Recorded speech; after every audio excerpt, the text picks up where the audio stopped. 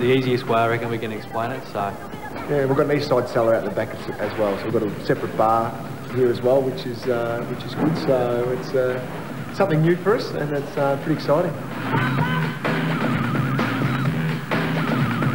Talk us through the whole French angle. A couple of boys from the western suburbs. What's going on there?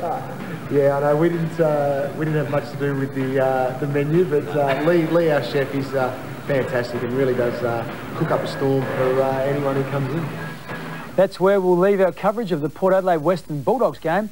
You'll be able to see the second half straight after our live coverage of the Crows Kangaroo match from Telstra Dome, which is where we'll take you right now.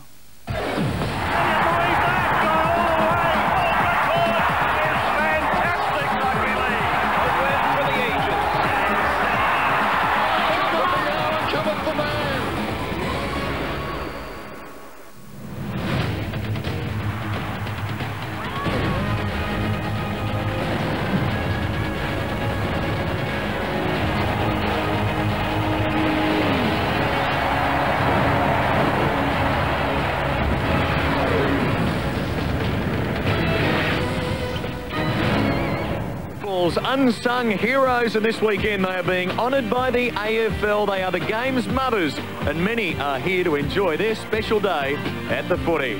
Hi there, and to all the mums watching, a very happy Mother's Day to you. Hope you're having a great day. Thanks for sharing part of it with us here at Sunday Football. I'm Clinton Grover. In a moment, Jared Healy and Wayne Carey. Scott Cummings with us as well, and I'm glad we're at the Telstra Dome today in Melbourne. Outside, it's a wintry old Sunday afternoon, but under the closed roof, conditions will be pretty good for what shapes as an interesting game between the Kangaroos and Adelaide. The Roos ending a run of 4 straight losses last week when they beat Hawthorn on the back of Nathan Thompson's 8 goals, while the Crows were pretty emphatic in that second half in the showdown last week. And not only that, they welcome back 2 of their big names for this game here today, says Kangaroos coach Dean Laidley. Prosciutto and Burton back in the side. It just adds to the coach's headache. Prosciutto booted 6 goals here in round number 1 against Collingwood. He kicked 15 in the first 4 games of the season before a hamstring injury left him out for a couple. And Brett Burton, well, he's missed the last 2 through suspension, but there are a few players in this league quite as exciting as the Birdman when he is in full flight. Top spot awaits the Adelaide Crows should they be victorious today. For more on the teams, let's send it on upstairs and welcome in Jared and Wayne. Good on you, Clinton, and happy Mother's Day to all those mums out there. Wayne, did you ring your mum this morning? I certainly did, Jared. And no doubt she, like you, would have been looking forward to this match in particular to see just how well the Kangaroos can go. A tough assignment. Dean Laidley be nervous all week. Yeah, I think so. They were pretty good last week, the Kangaroos, but big assignment today for them. And Jonathan Hay, back to a little bit of form. Lee Brown has been playing that roving commission off half-back. Been impressed with the form of Daniel Pratt this year. Really has given them some grunt, picks up the small players. Going to have a lot of options this year, and also young Gibson. But Boomer Harvey was 200 games old last week and have turned on a ripper. Yeah, that's where their strength lies. Adam Simpson enjoying another good year, and Shannon Grant in good form last week. Hale injured last week for some part of the game, but that gave McIntosh a chance to show his wares. They've got a couple of good ruckmen, but the story was Daniel Wells last week. Yeah, look, he was exciting. He really set the game up for the Kangaroos last week. Drew Petrie, I thought, took a step forward also at centre-half forward. Nathan Thompson, he's had a lot of press, keeping Sav Rocker out of the side at this stage. Lacroix also quite impressive. Skills need a little bit of tidying up, but look at that bench, and there he is, young Hamish McIntosh. He's got a wild set of hair on him. He certainly has, and young Ben Schwartz playing his first game. Jess Sinclair, Glenn Archer starting on the bench again, which may surprise some. I guess when you look at this all-powerful Adelaide side, there is only one way to bring them down, and that is if the Kangaroos are going to bring that spirit, that grunt that they had after quarter time last week. They did, and look, there were stages where they looked gone last week, but it was the shin boner spirit. They kept fighting the game out, and in the end, run over the top of the Hawks. Like the former Lee Brown, he's been an excellent performer for them. Glenn Archer, of course, has been there, and he led the way. And they're going to need plenty more of that physical stuff if they are going to keep Adelaide to a non-competitive score. But when you have a look at this almighty Crows lineup, you've got John Cock in career best form across that half-back line, and Rutten and Hart is a couple of good allies. Ben Rutten will get the big job on Thompson, I would say. He's been in good form, whether it be forward or back. Kenny McGregor, another one who just gives them that little bit of flexibility. Dowdy kicked 3 goals last week, so may start forward rather than on half-back. Andrew McLeod, how's his year been? I think his year's been very good, Jared. He's played more through the midfield than he has over the last couple, and he's been one of the shining lights for Adelaide. And look at the firepower of Simon Goodwin. He really is a bloke having a stellar year along with Tyson Edwards. Yeah, the unsung hero of Adelaide, Tyson Edwards, just bobs up and has 25 every week. Half forward line, it's missing a big name like Carey, but they've got a bloke called Henschel who's starting to, I guess, pay the club back for the faith they've had in him. Nickname Trent Potential. Rhymes with Henschel, Jared. Okay, thank you for telling me that. And the skipper's back in, Mark Rashudo, but Scott Stevens is an interesting one, starting to get some game time under the coach. Yeah, he's had some good form in the SANFL. Young Paul Pleasure, also a guy coming back into the side, has some good form. A couple of other handy interchange players there. Matty Clark also getting some run, but I guess one of the players that Neil Craig has at his disposal, either up forward or down back now, is Big Ben Rutten, All-Australian fullback. 2 weeks last year, but 2 weeks ago started at full forward. That's right, we can see him here having a shot for goal a couple of weeks ago. Actually kicked with his first 3 kicks in AFL footy a couple of years ago. Kicked 3 goals, Jared, so he is capable of doing that. But I think with Nathan Thompson's form, fair to say he'll start at full back. He's a big-bodied player. Nathan Thompson has got to kick another bag, I think, Wayne, if the Kangaroos are to be competitive. Looking forward to seeing the Crows and the Kangaroos. Clinton, for mine, it's got to be the Crow, though. Good on you, Jared. Thanks for that appropriate throw there. Big bodies and Nathan Thompson. Well, we're here to talk about Nathan Thompson with Scott Cummings, and what a star he was last week with those 8 goals. He was superb, wasn't he? His supply was pretty good as well, which obviously gives him a helping hand.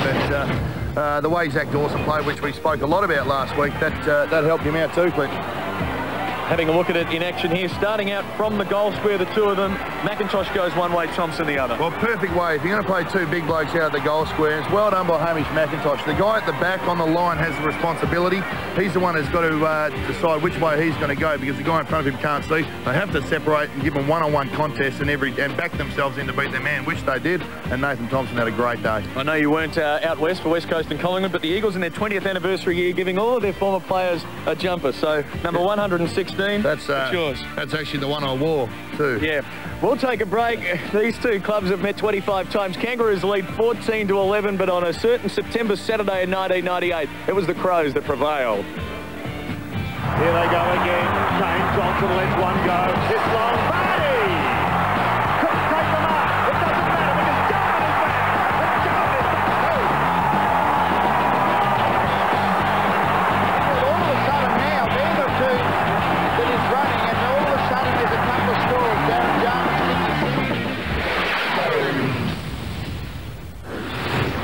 The 2006 Toyota AFL Premiership season proudly brought to you by Hungry Jack's.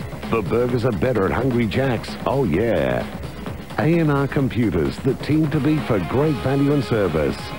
Radio Rentals, SA's biggest electrical retailer. You'd be mad to shop anywhere else. Metropolitan Plumbing, emergency plumbing 24 hours, 7 days a week. And Amy, lucky you're with Amy. Good afternoon. Thousands of mums have foregone breakfast in bed this morning to help a cause very close to their hearts, the Mother's Day Fun Run along the Torrens, raising money to fight breast cancer.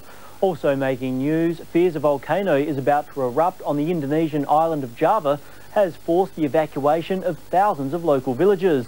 And Liverpool has clinched the FA Cup following a penalty shootout with West Ham, but Socceroos star Harry Kewell suffered a groin injury during the match. The details tonight at the special time of 6:30.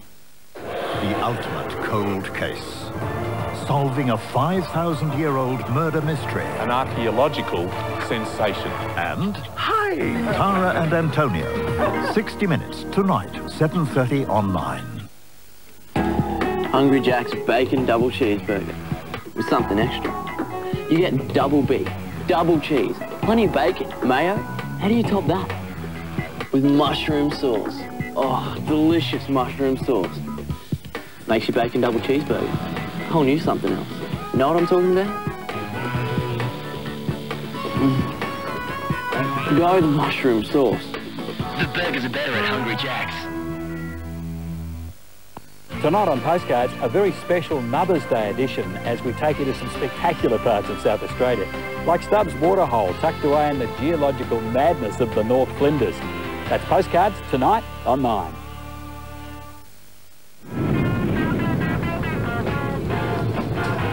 Adelaide and the Kangaroos. Crows winning the coin toss, kicking to the right of screen here in quarter number 1 as we await what is going to be, well, a lively start, I reckon, as we check the matchups. No surprise with the All-Australian fullback Ben Rutten going alongside of Nathan Thompson. Scott Stevens starting in the defensive end for Adelaide. Remember, he played just one game this year. That was against West Coast at round number 2.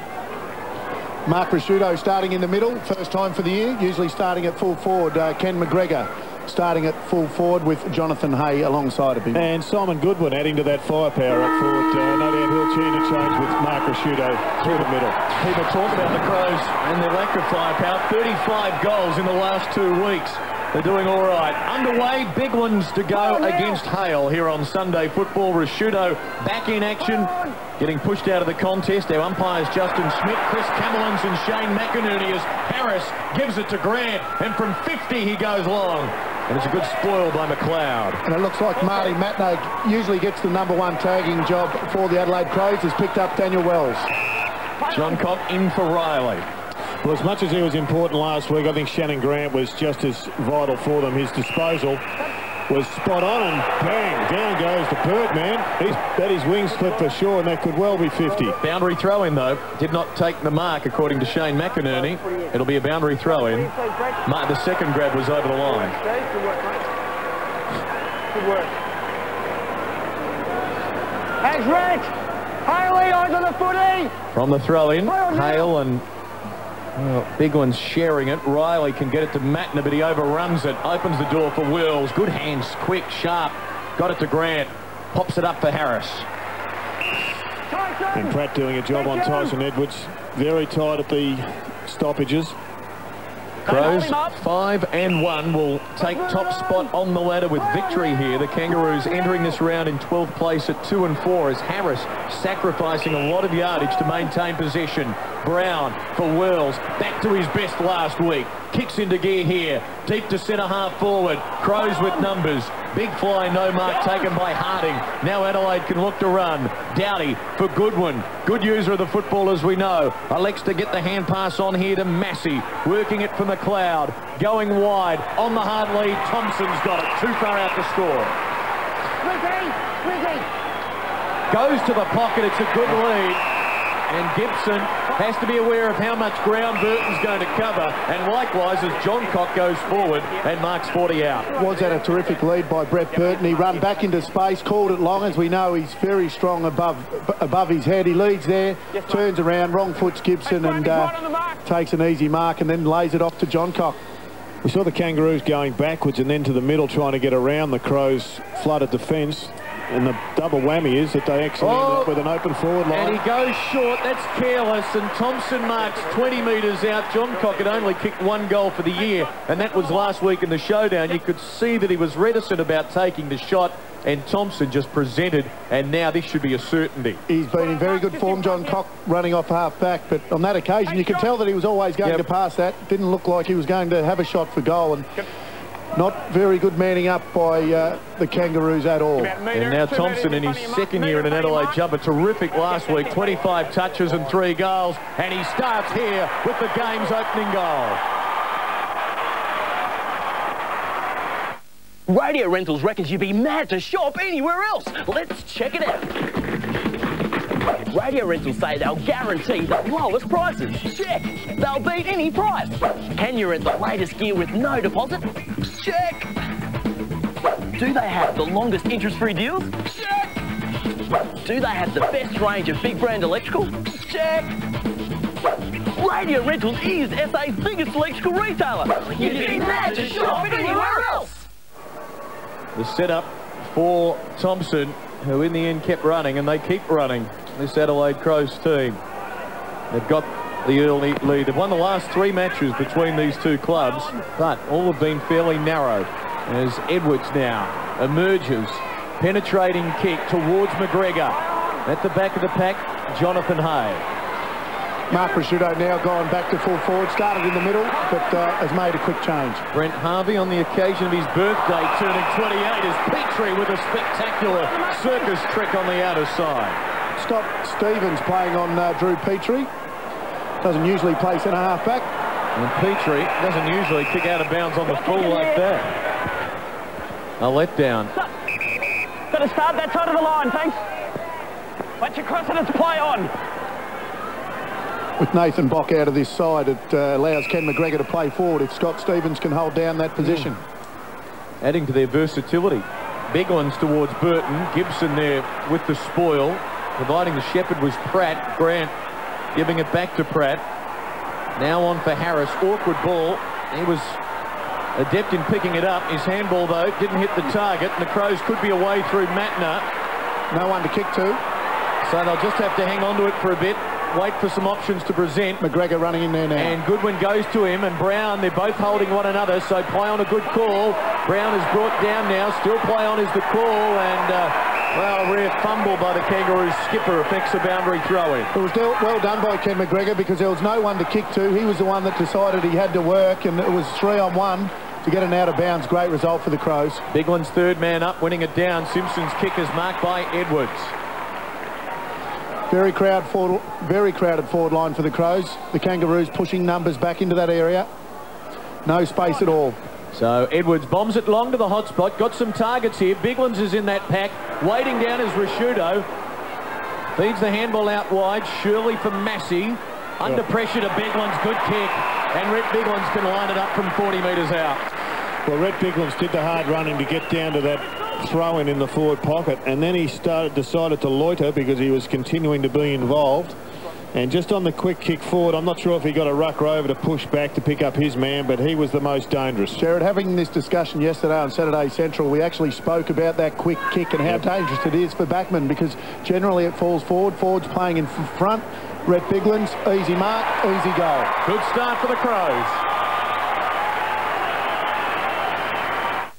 Hey, if you switch to Amy, you're guaranteed to save at least $50 on your home and contents insurance. Yeah. Do you know whose face is on the $50 note? I don't know. Oh, is it Carolyn Chisholm? No, I think she's on the 10. Oh, is it the Queen? I don't think so. It's Amy. I'm pretty sure it's not. No, well, it should be. Amy is saving us at least $50. She should be on it. Right. I'm going to ring, switch my insurance. I'm going to suggest that. Lucky you're with Amy. And the Kangaroos trying to find a fair bit of space between the centre bounce and their forward line. They're dropping blokes back, trying to drag Andrew McLeod away from the footy, but he doesn't want a bar of it. Big one's got it down to Edwards, emerges, feeds to Matner, puts on the brakes. Here he comes. And then feeds it off to the running McLeod for Dowdy for McLeod. It's a wonderful build-up. It deserves something.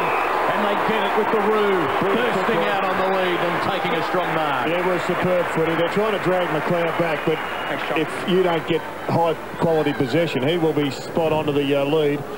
And right now he's one of the most dangerous midfielders in the game, albeit playing on the half-back flank. Yeah, and he spent a little bit more time this year through that midfield area, but that was just great play. And always knew Dowdy was going to give the ball back to him once he'd released the handball. And Mark Rashudo, well, Darren Jarman come out and said he could kick 100 goals. If you look at the way he led there over the first 5 or 10 metres, got a good break on Hay and took a strong mark. And then kick truly. What a start for the visitors. Can it get any better? Any more value? The NEC Versa P80-100. Awesome performance made possible by Intel Centrino mobile technology and an Intel Pentium M processor. With 256 meg 3D video, DVD burner, fast 80 gig hard drive, 512 meg of RAM, internal subwoofer and 2-year warranty. This bargain's only $19.99. Try and find a better deal in Australia. Now at A&R, it just doesn't get any better. 3 goals to 1 behind. It is a very impressive start by this Adelaide team. But if you're a Kangaroo supporter and you're looking for something out of the weekend's results to give you some encouragement, the Dockers kicked the first 2, missed the next one, and then didn't kick another one for about half an hour. So there's something in it for the Kangaroos yet. Hopefully they can rebound and make a contest of this. Matner kicks the Crows back towards half forward. Got to get their hands on the footy here, the Kangaroos, and try to wrestle back momentum. Harvey going without it. McGregor does well. Defers to Edwards. Off to Paul Pleasure. Deep to the goal square. Birdman. Here's another one. 4 goals in 9 minutes. Metropolitan Plumbing. Metropolitan Plumbing. Metropolitan Plumbing. Metropolitan Plumbing. You know that Metropolitan Plumbing can fix leaking taps, block drains and hot water heaters within the hour. But there's no hot water! Leaking hot water heaters can be replaced in all areas 7 days a week, and that includes Saturday and Sunday. And interest-free terms are available. Metropolitan Plumbing. Early concerns for Dean Laidley. Would you push more men back, Wayne? I mean, you can't stop it unless you stop the midfield flow, but right now it's critical. This is where they're winning it. And again, and they've got numbers here on the wing. Goodwin, good pick up, all class. Off to Thompson. They're queuing up now. There's Dowdy for Matner for Thompson on the lead. Rashudo couldn't get to it. Good tackle there by Pratt, and we'll get a bounce in the Crows' forward pocket. It was like a parting of the seas, the way that the Crows players worked to just clear the space, and then Mark Rashudo came from the back and had the clear run. Now, the only problem with that was the Thompson kick, but the way they're working for each other up forward is typical of their machine-like approach at the moment. Thompson traps it in under Harris. Inside 50 is already 8-1 in favour of Adelaide as we check the benches. Remembering 2 late changes, Bassett and Bode replaced by Knights and Porplesia from the Crows' name 22. Sinclair finds the boundary line for a throw-in. Just having a look, Jared, at what the Kangaroos can do, and they're pushing numbers behind the ball, but at the moment they're just not winning it back there to get any sort of flow or any run off half back. Harris. They're pushing them behind, but the Crows aren't letting them get extra men. They're going man on man at the pavement right across. Here's Casey Green putting it out in the path of Brady Rawlings. Will it sit for him? No, and he got bumped solidly by Dowdy, and then Matner helps out, and a potential Kangaroos build-up ends up with a bounce. And you talk about teamwork. What about that coverage from Dowdy? He leaves his man, comes across to cover for Matner. You have a ball up. Can you tell me about the weight program that was in place when you're at the Adelaide Crows? Because the body size of the Adelaide Crows is, when I talk to other people from other clubs, is the thing that stands out the most. Everybody is developed in the upper body and the lower body for that matter. As Rawlings goes wide to the inside 50. I'll get to that in a minute, Jared. Jones on Edwards, and we'll get a bounce. Yeah, look, I think that a lot of their players are fairly mature players. I mean, if you go through their side, I mean, Thompson's a mature age player now. You've got Goodwin, Rashudo, you know, even a Shirley, those guys, Rhett Biglands, Massey's been around for a while, as has John Cock McLeod. I mean, they are all strong bodies. So it's an age thing, or is it more a program? I think it's the fact, look, they've got great programs in place, but I think it's the fact that they have got a few mature age bodies. Thompson, long to the outer wing. Henshaw takes a one-hander. He is one guy that's put on a few kilos this year, Jared. And was terrific last week for many the best in the showdown with 3 goals and 20 touches as Biglands works to half forward. Hay affects the spoil on Rashudo for a boundary throw-in. I reckon Rhett Biglands is just becoming a better and better player as we have a look at Trent Henshaw's mark. Trent potential? Well, he's showing it now, and that's good luck to him. And it's amazing when you do that extra bit of work and the body gets stronger, how the performance goes up. But Rhett Biglands is one, I think, that's just slowly creeping up on the competition. You're right, though. As you look through this side, even a Brent Riley who's just come onto the ground, Marty Matner's a mature age player. A lot of these guys play against men in the SANFL, and they have mature bodies. Crows in attack. Hale from behind Biglands getting it down for Harris in the path of Sinclair. Rawlings running with him, receives the handball, and the Kangaroos are away. And now they might be able to generate something as Green down the centre corridor runs Grant, delivers awkwardly for Thompson. His first touch of the day, and he's brought down. Great tackle there by Rutten to effect the free kick. Quickly out wide, and now on the rebound. Massey, loose man at half forward. Hits it to him. It's Goodwin. He keeps it low. Spears it onto the chest of Rashudo. Hard to stop that.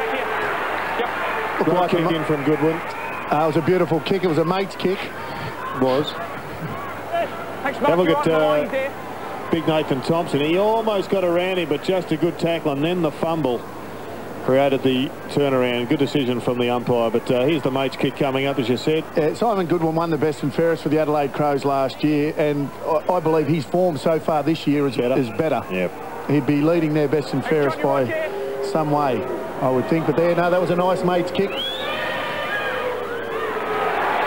5.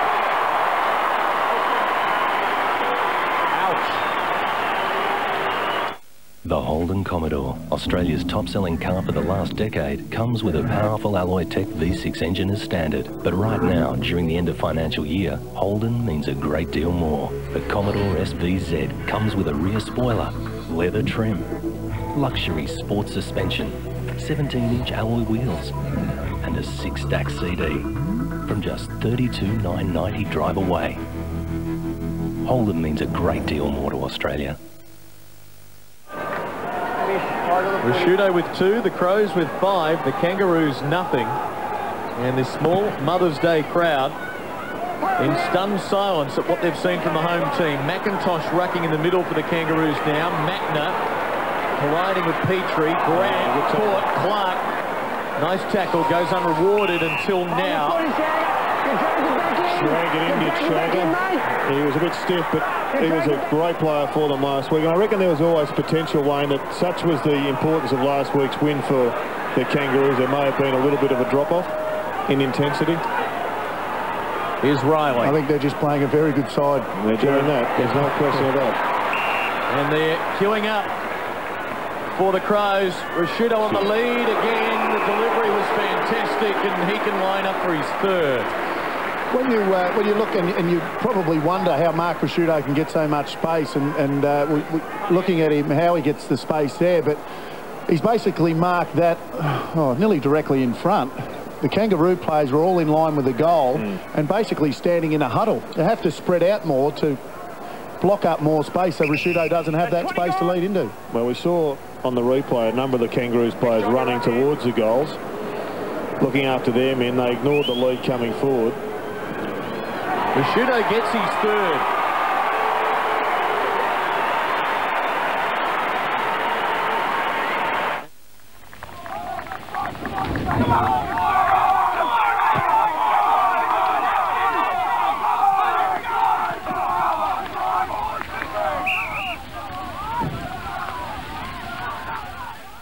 Oh my God, look at this phone. It's fully sick. The Motorola V3X available on a $20 plan or above for $0 upfront over a 24-month contract. Corinne's just sent me an MP3. Oh, that's wicked. Very concerned looks there. Notice Greg Hutchison in camera. Looks like he's an addition to the personnel helping out Dean lately. Bloke who almost got the job at the West Coast. Here's Sinclair. Coached Melbourne for a couple of games. In the path of Archer, Van Burlo wasn't going to let him get away. We'll get a bounce. Yes, Glenn. Over this side. Keep your eyes on Glenn Archer there. He took off the centre backline like a Safa Power with fire in the eyes. Edwards setting it out wide. First man in on the first game of Ben Schwartz. They've just got to start winning some footy here. The Kangaroos, they can't get near it. 34 possessions to 62. Here's Wells coming up for his 2nd kick. Stay down the mark. And taking some time. Crows discipline, forcing the Roos out wide. Marking it is Ben Schwartz. Glenn Archer might be an option to go to Mark Rashudo. He hasn't played in a key defensive role for a while. Dean Laidley doesn't like him playing there, but he may be an option for Mark Rashudo during this match. The Doc had his name all over that one. He's bringing the ball back. The umpire wants the ball back in the vet's hands. It's a blood rule, I think, is the reason for that, with Shane McInerney telling Matthew Clark he'll have to head off the ground. So a chance for the Kangaroos to catch their breath. 6 straight Adelaide out of the blocks in the opening 18 minutes to the Kangaroos are behind. As the Doc Clark comes off the ground, the Adelaide Crows all huddle at centre-half back, which allows them to have space either side of the ground. You'll see so do you want small block? If you're the Kangaroos, do you want outriders posted here? You have to have outriders here because there'll be a small block and they'll get space exactly as Tyson Edwards has on this occasion. Surprised they didn't do it. Edwards away to the wing. He can go here, Massey, if it sits. He elects to handball early for Riley. To the pocket, McGregor. Just too easy, wasn't it? It was a beautiful kick by Riley.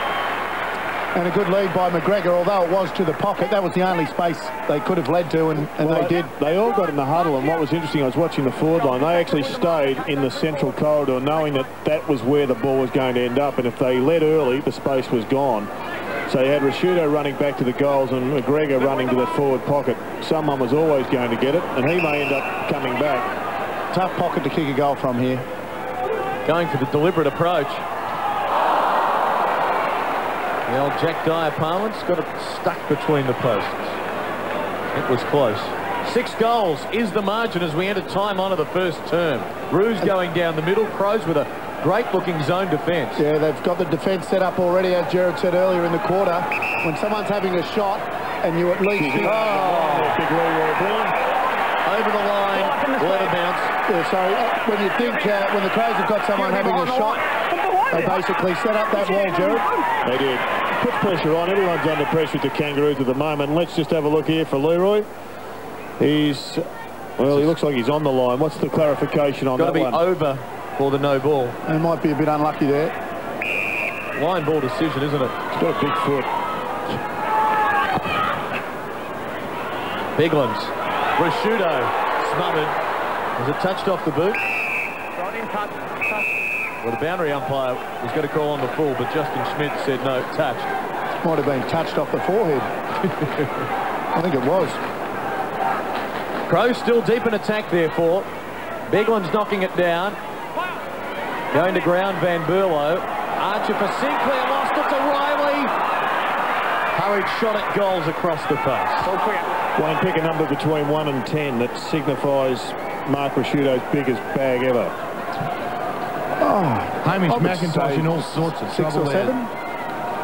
Sorry, Scotty. Sorry about that. Hamish McIntosh in all sorts of trouble there. Copped one right in the mush, and he looks a bit dazed and coming off and about to have a spell now. Keep you posted. I think Roo, I don't think he would have kicked a bigger bag than 6 or 7. That's why your number 1 special comments, man. 6 is his best. 6, yep. Done it a couple of times. But he's on target now for world record pace. Sinclair on the end of it on halfback. Mind you, that's when he was playing in the centre. Yeah. He's playing full forward today. Hey, Chef, move it on. Fire now, fire! Just nothing by way of free men, so he kicks to a contest, and it's all Adelaide at the fall. Riley for Hart, loose man in the centre corridor. They've set it up beautifully. McLeod receives from Dowdy, delivers to the pocket, where the Birdman climbs and will line up goal number 7. Well, right there, Clinton, we saw what the Adelaide Crows have got that is far and away better than any other club that I've seen this year in the competition. They've got a lot of great things going for them, but the best thing they do is they block. They get, once there's a changeover, they lose possession in their forward line. They frustrate with man-on-man, forward flood, whatever it is, better than any other club in the competition, and they often get the turnover back. 7 goals to nothing. Look into my eyes. 3, 2, 1, you're under. When you wake up, you'll agree that I have a reliable source of income. Having trouble convincing the banks you're good for a home loan? Here at Unique Loans, we specialise in finding unique lending solutions for everyone. Even if you don't have a deposit, or you're self-employed, or you simply want a great home loan rate on loan amounts up to 105%, give Unique Loans a call. They'll find a unique solution for you. Unique Loans, making your Australian dream come true.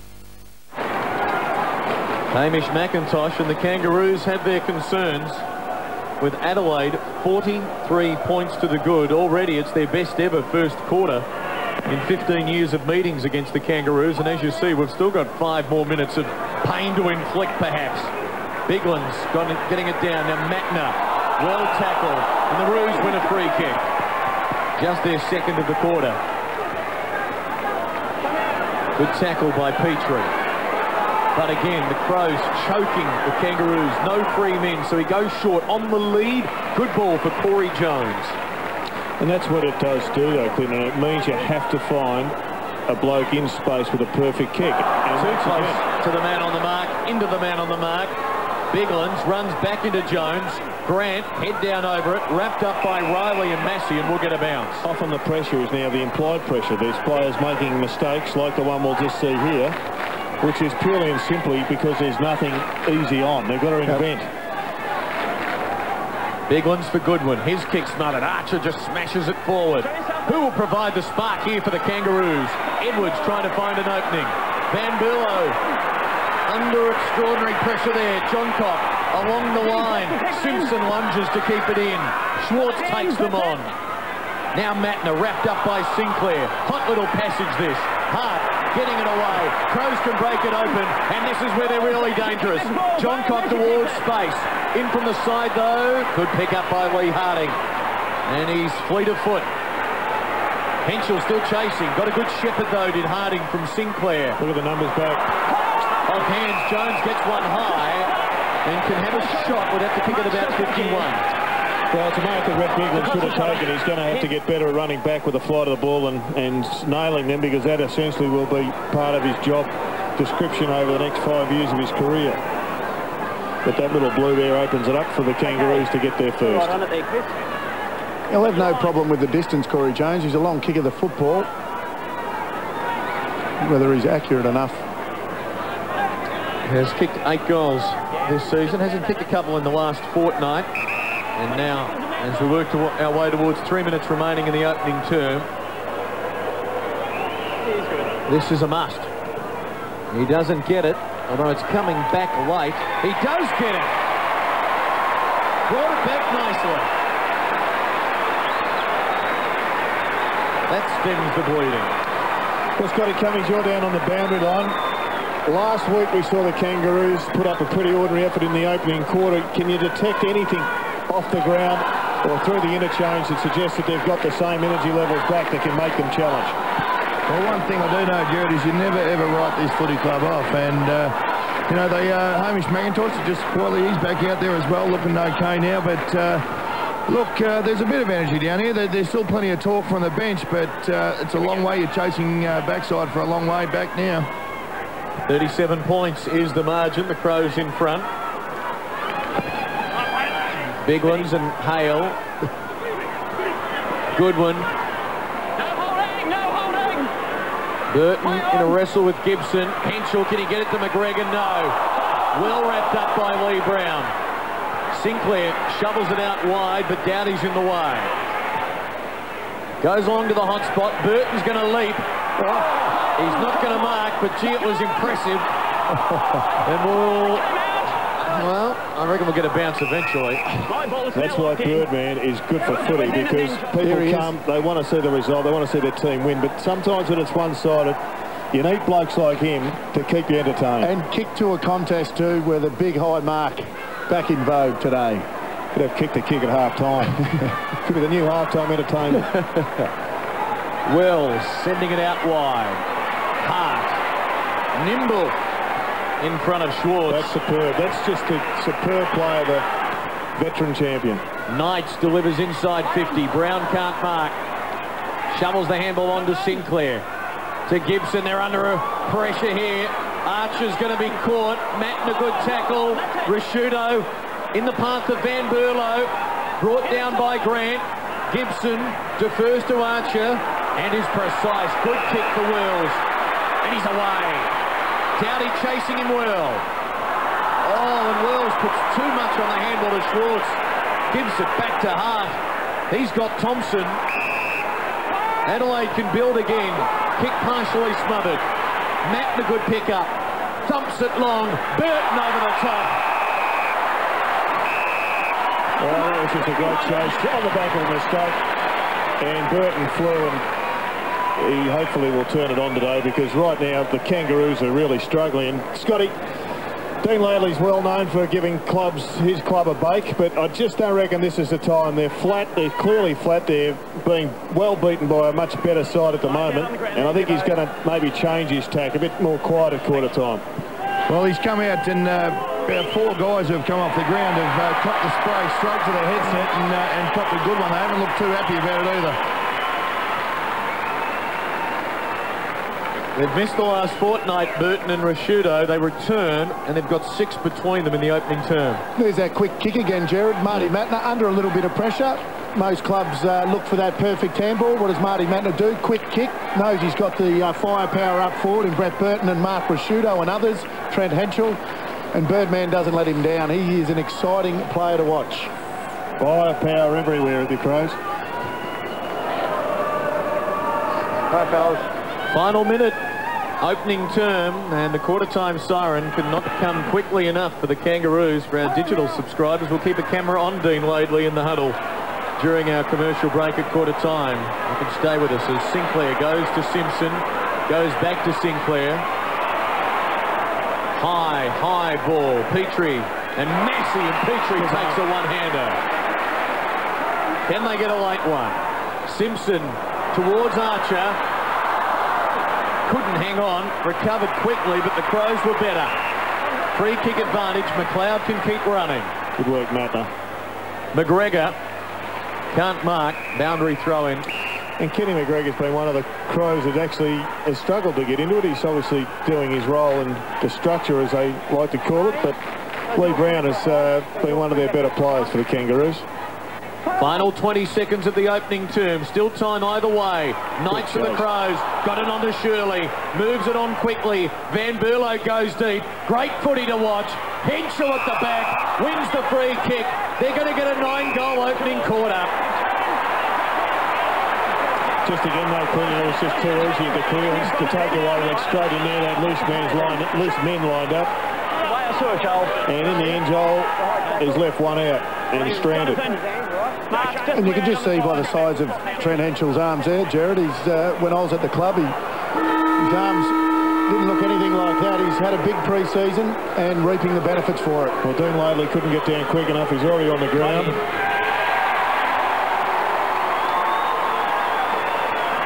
A truly stunning opening quarter here at the Telstra Dome on Mother's Day, as Chris Cameron tells Joel Perry about the free kick, which provides Adelaide with their 9th goal.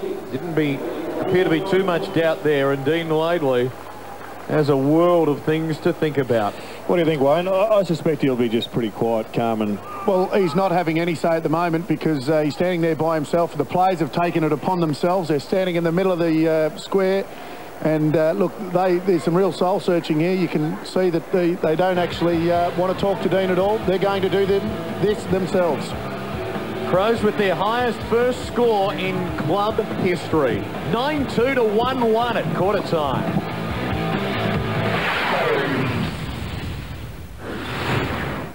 Hundreds came to the Channel 9 audition. And now... Hi there, Adelaide. The time has come. It's terrific to have you here. Cheer on Adelaide's McGrath family, because they don't want to hear it's Family Feud. Monday, 5:30 on 9.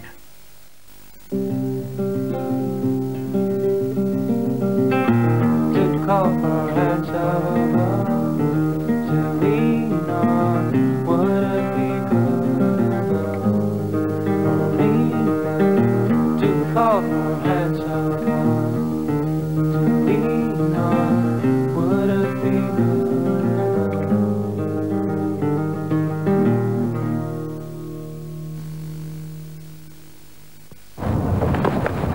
Fancy a traveller?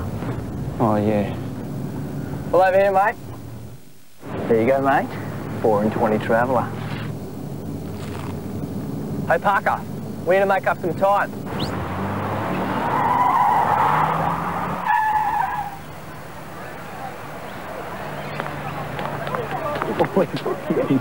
Come on.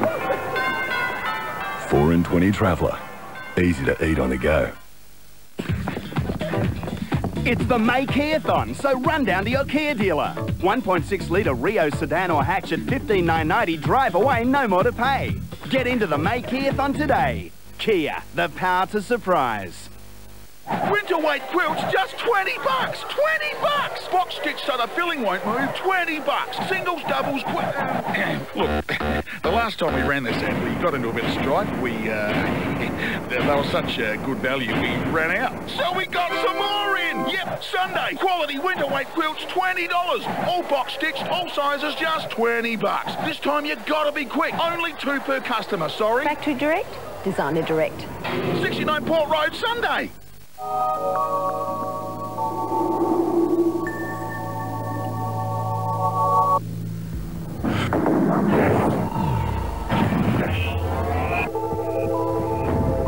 Shell Unleaded's new fuel economy formula is designed to do one thing above all. Take you further.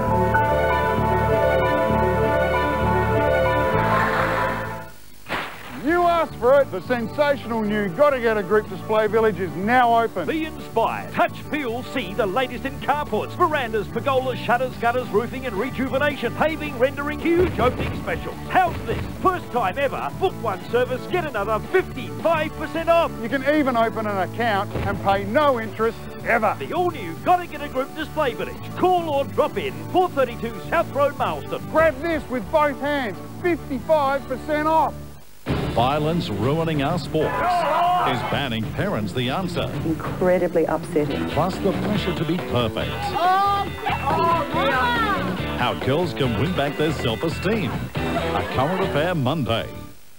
The 2006 Toyota AFL Premiership season, proudly brought to you by Radio Rentals, SA's biggest electrical retailer, Metropolitan Plumbing, emergency plumbing 24 hours, 7 days a week, and Amy, lucky you're with Amy.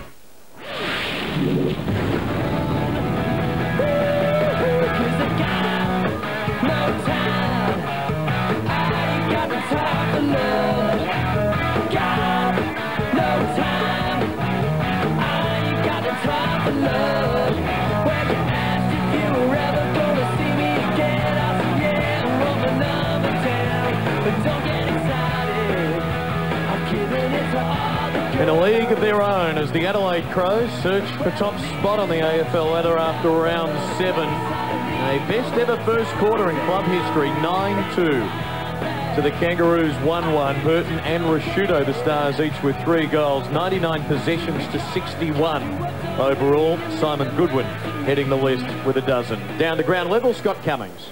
Well, that was pretty interesting, and as you said, Wayne, before Dean Laley could get to the boys, Adam Simpson took him into the centre of the ground, and, well, he was fairly colourful. And if you think that was colourful, wait till Tunnell got hold of him himself. Dean Laley went to town on a few of the boys, and Jared will be upset to hear that, but he went after a lot of boys as far as turnovers go, their decision-making goes, and their inability to get the ball to Nathan Thompson on 3 times. He screamed at them to get the ball to Nathan Thompson. As you can imagine, Adelaide, well, they're fairly calm, and but they've got a look about them that says they want to keep going. Thanks, Scott. Score update, other 2 venues. If you don't want to know the scores, at Amy Stadium and the MCG with replays to follow, look away now.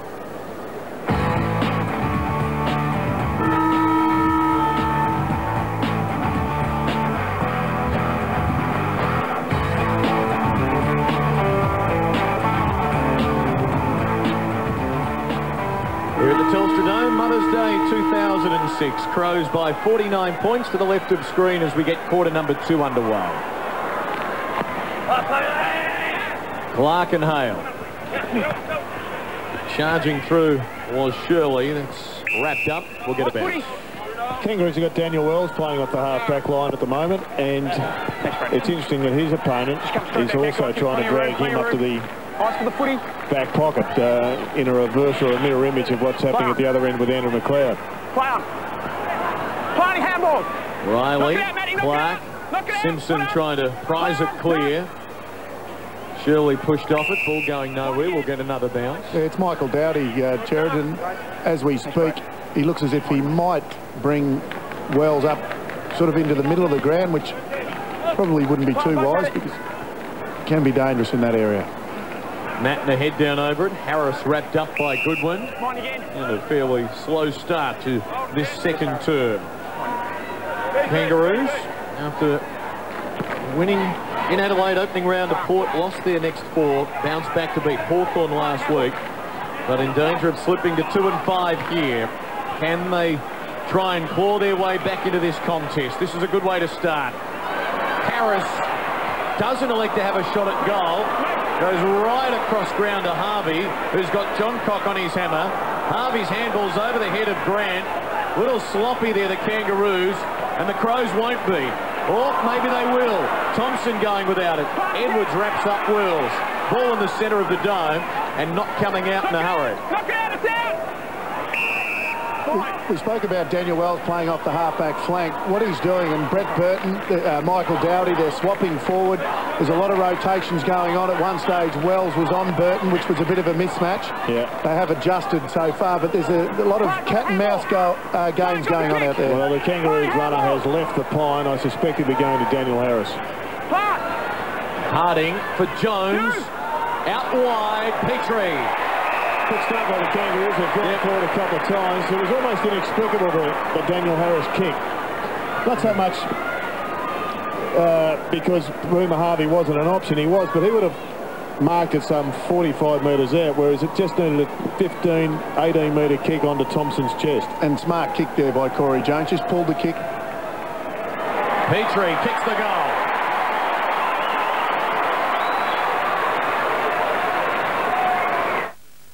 Metropolitan Plumbing. Metropolitan Plumbing.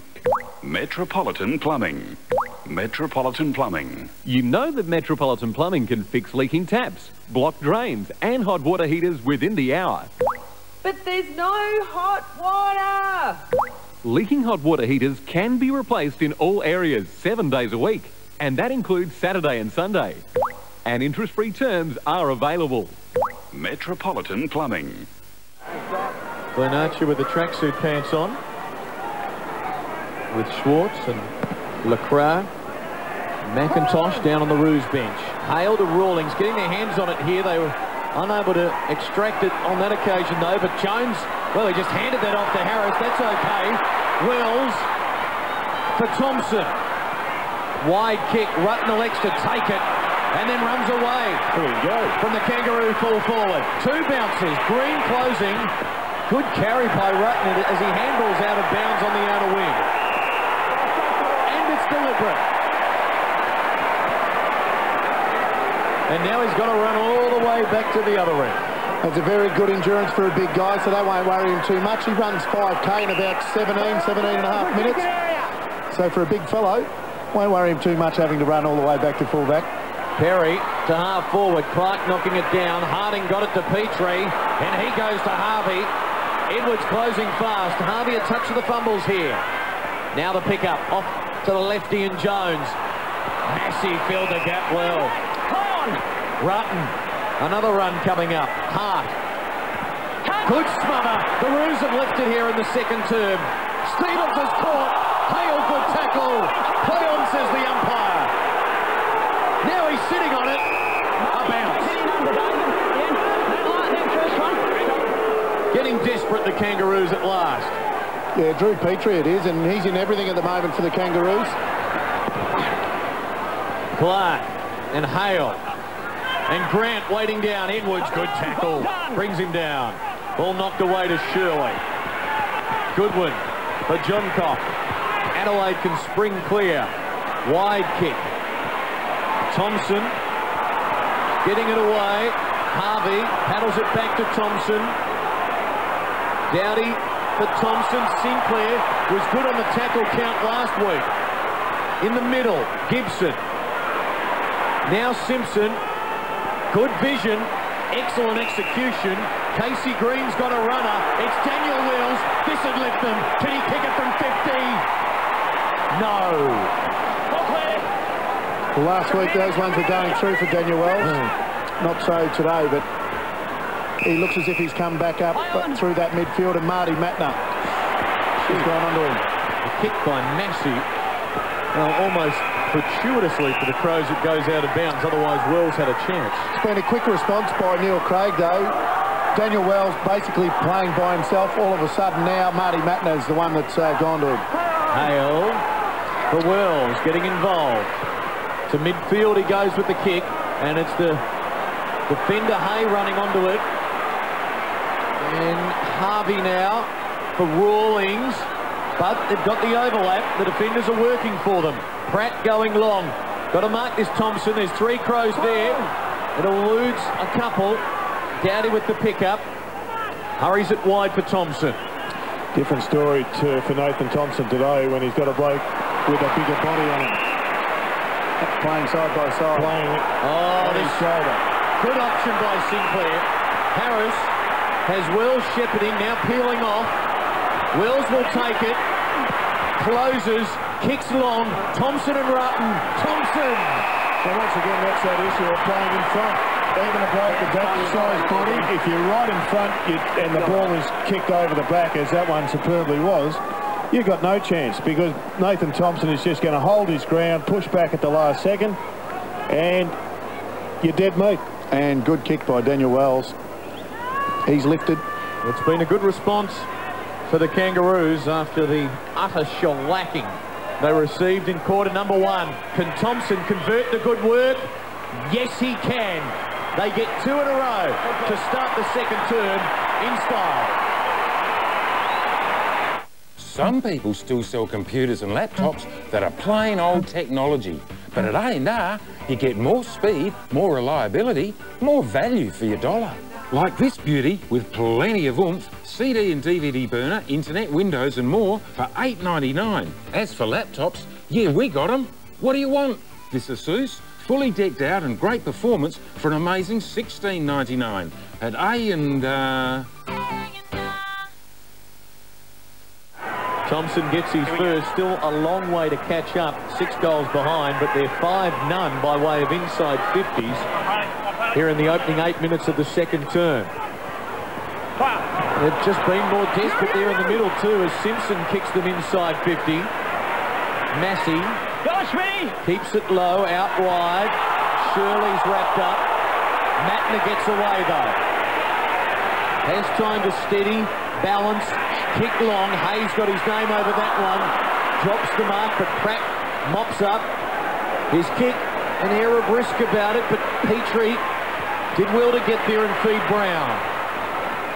Long to half forward. Good duel this. Good duel, and Grant is favoured by it. Sweeping handball of beauty for Rawlings, and he goes to Thompson. Where has this come from? I'm getting him back just a little bit here. Yeah, just here. Thompson can now line up for his second in a hurry. Just the pressure from the Kangaroos, that's where it's come from, Clinton. You can see all over the ground, they're a lot tighter. Smothering, chasing, tackling. And this for a 3-goal-to-none quarter. Tightish angle. He's got 15 for the year. And he's narrow with the kick for a behind as we head downstairs to Scott Cummings. Corey Jones in a little bit of bother here. He's getting some treatment to the left ankle. He came off hobbling just a bit. Doesn't look too bad. They're restrapping it now. We'll see him again. All right, thanks, Scott. Again, no outriders posted by the Kangaroos from the huddle, so the Crows are away. This time it's Johncock. Stopped by Harding. Still gets the kick away from Massey. Hello, out Clive. Thanks on the side. Right there, Joel. Burton turns around to lead again. Massey just pops it up to a contest on the wing. Pratt and Perry in unison spoiled to Wells. Now Sinclair. His 14th touch, a kick to the wing, and it's a good one. Pratt is not though. McLeod. Bounce eludes him. Matner spinning out of trouble. Massey out on the full. That's that pressure from the Kangaroos. Crows are turning the ball over time and time again in this quarter because of the pressure of the Kangaroos. The last 7 inside 50s. Brown goes deep. Big leap by Goodwin over the top for a specky. A nice launch right over his teammate Stevens. Johncock. Now they might try just to suck some air out of this Kangaroo balloon by maintaining possession. Johncock to Clark. Thank you.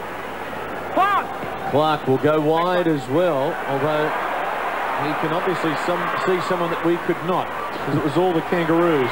Harris for Lacroix, for Harris. for Sinclair. McGregor closing. Sinclair's hurry kick, a good one. Harvey takes it, wants to play on. Feeds Daniel Wills, draws defence, gives to Gibson, about to be under pressure. Got it to Hay, another fumble from the fullback. Gathers it on the second effort. Pops it up to half forward. Going to be tough here for the Roos, but getting in front, Green. Burton back, Simpson, caught by Goodwin. Ball is held in. Cloud is not under him.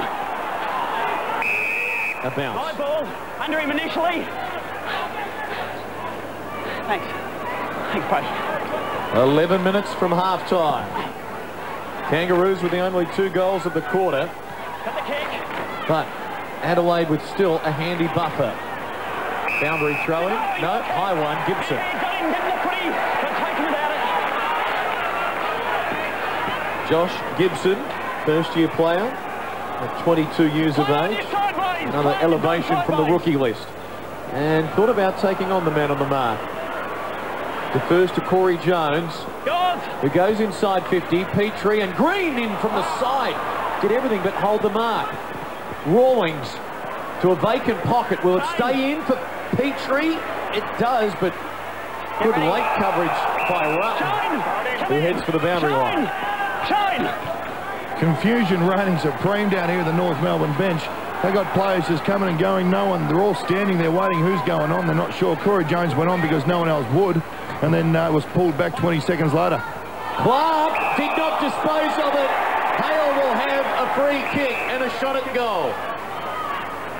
I don't think he meant that, Doc Clark. He actually went to tap it, as you can see there, and then it just bobbed up in front of him. He thought, I better grab this again, and probably a little bit unlucky to be called on grabbing the ball out of the ruck there, because he did tap it first. But they are the rules, and you can hear the umpire tell him the fact that he did take it out of the ruck. And now David Hale can keep the ball rolling for the Roos. This would be 3 unanswered goals here in the second term. Can't afford to miss these when you're a long way behind. He squeezes it home by the fairest of margins. Hey, if you switch to Amy, you're guaranteed to save at least $50 on your home and contents insurance. Yeah. Do you know whose face is on the $50 note? No, I don't know. Oh, is it Carolyn Chisholm? No, I think she's on the 10. Oh, is it the Queen? I don't think so. It's Amy. I'm pretty sure it's not. No, well, it should be. Amy is saving us at least $50. She should be on it. Right. I'm going to ring, switch my insurance. I'm going to suggest that. Lucky you're with Amy. Adelaide 9-2, Kangaroos 4-3. McIntosh in the ruck, Clark hitting it convincingly. Look at this spirit, this Kangaroos team in this second quarter. Are they going to get numbers here? McIntosh has got it, about to be wrapped up. Gets the handball away. Rawlings. As you said, from the opening second of this quarter, they've been first in. Archer taking them on. Harvey. Hart, is there a free there? No, play on, doesn't matter. Dowdy's got it. Henschel kicking back for John Cox. That's it. Thanks, bud.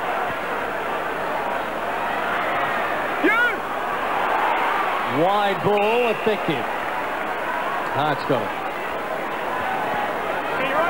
Ben Hart enjoying a fine season after an interrupted couple of years. Adelaide have not been inside their 50 in this quarter in 15 minutes after a 9-goal opening term. A game played above the heads. In fact, above the shoulder.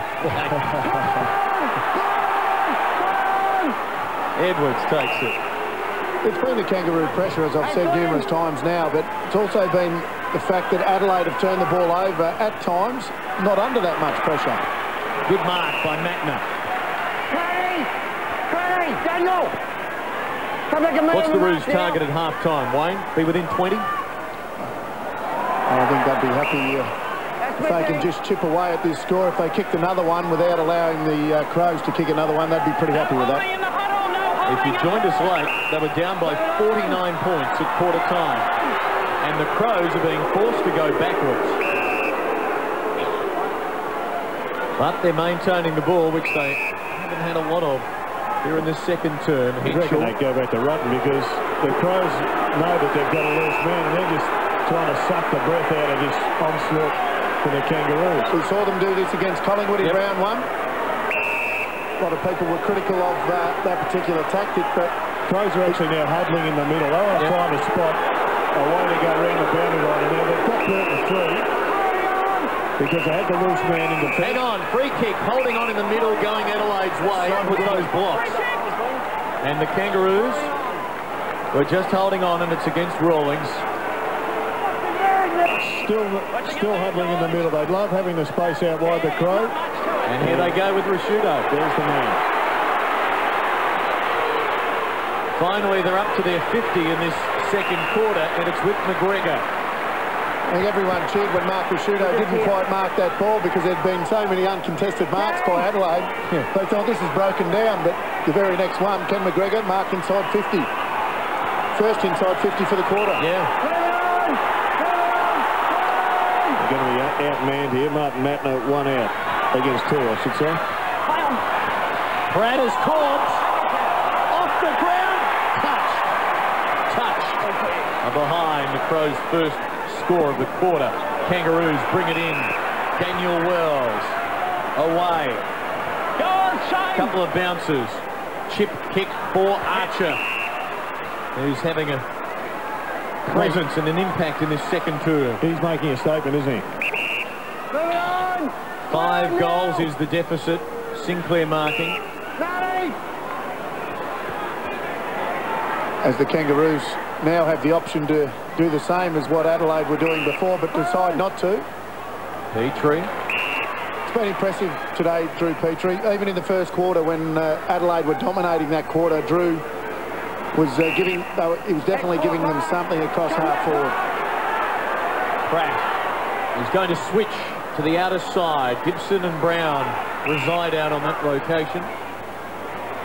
On the lead, Shannon Grant. Arm was chopped. Free kick. In the first quarter, Wayne, the Crows were going man on man when they didn't have the footy. Now they're pushing blokes back into space, and the Kangaroos are the ones with extra players that they can share it with across that half-back line, which inevitably means that the Crows have got to get it back inside their defensive 50. Thompson on the burst. Kick goes over his head. Jones had no one in support. Adelaide back there in numbers. McLeod. Well, he's got no one long, so he elects to flare it out wide. Hart and Grant. 3 on 2 the Roos. Brown. Grant. Gibson. Ball won't go out of play. Green. Smothered. Desperate act there by Porplesia. Crows, can they get a breakaway? Sinclair diving on it. Wells getting back there. Gee, this game's lifted here in the second term. Pratt's got it. Lifted in terms of its competitiveness. The Crows were certainly impressive enough in the opening stanza. Crows are playing now defensive flood. It seemed that they played a forward flood. Big lead by Corey Jones. Over Brett Burton. Right back at you, he says. Can they pinch one more back? Still a 5-goal game. Jones going long. Thompson coming out. Couldn't pick it up on the half volley. In the back. Gee, late call. Crowd went up. Casey Green, who's been doing a bit of running around, has got it. I think the crowd helped that one out, but have a look at the big fly from Corey Jones. Just getting back to the structure that's changed, Wayne. First quarter, the Crows played man-on-man forward flood when there was a turnover. Now they're almost ignoring it when it goes in their forward line, and Mark Rashudo's 1 out against about 3 or 4. And they're playing a defensive flood, and yet the Kangaroos are the ones maintaining the ball. They're still struggling to get it into their forward 50, the Crows, really. It's all breaking down probably through the middle of the ground, also at half forward. I think they've only had it in there once or twice now. Casey Green makes it a 4-goal to none second quarter. Hungry Jack's bacon double cheeseburger with something extra. You get double beef, double cheese, plenty of bacon, mayo. How do you top that? With mushroom sauce. Oh, delicious mushroom sauce. Makes your bacon double cheeseburger whole new something else. You know what I'm talking about? Go the mushroom sauce. The burgers are better at Hungry Jack's. Now it's Neil Craig's turn to ponder. 4 minutes from half-time, 4 goals is the margin now. Play on. And it's fair to say we did not see this coming at quarter-time when Adelaide enjoyed a 49-point lead. Good work, guys. And even the starting position of Trent Henschel is vastly different. He's now sitting just 5 metres in front of Nathan Thompson, which means that they are one man short themselves in their forward line. Wells going in the direction of Thompson. Rutten will try to concede it behind, and he's tapped it out of play for a boundary throw-in.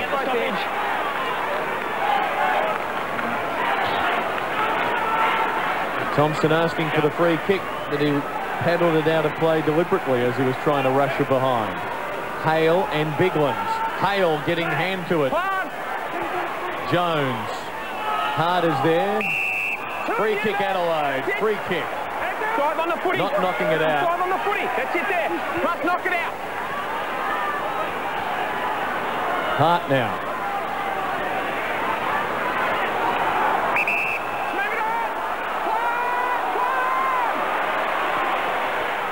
Having to be very patient. That kick travels the required 15 metres for Goodwin.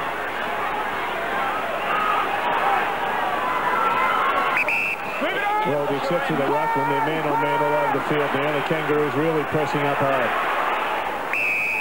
Brady, just back a couple. Hart marking on half-back. Adelaide have gone from their highest scoring opening quarter in club history to watching them both ways. Nigh on their lowest scoring quarter ever here in the second. They've had just one behind. McLeod now.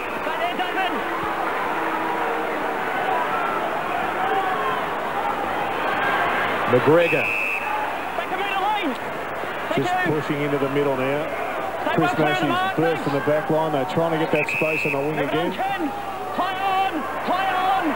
Play on! Kangaroos don't want to hold. Hale not even running at McGregor. He can hear the play on call. He's quite happy for McGregor to kick and make an error. Well, Chris Massey, you can see there on the half-forward flank. He'll be disappointed because he worked pretty hard to get that ball. But it all comes down to the possession game to accuracy of disposal. Harding will kick it back from whence it came. Coming up on 2 minutes from half-time. Gibson has Perry.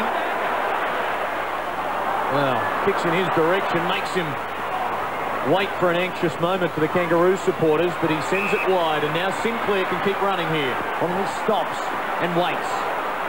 And goes backwards with a switch to Gibson. Healington, send it out wide, will he?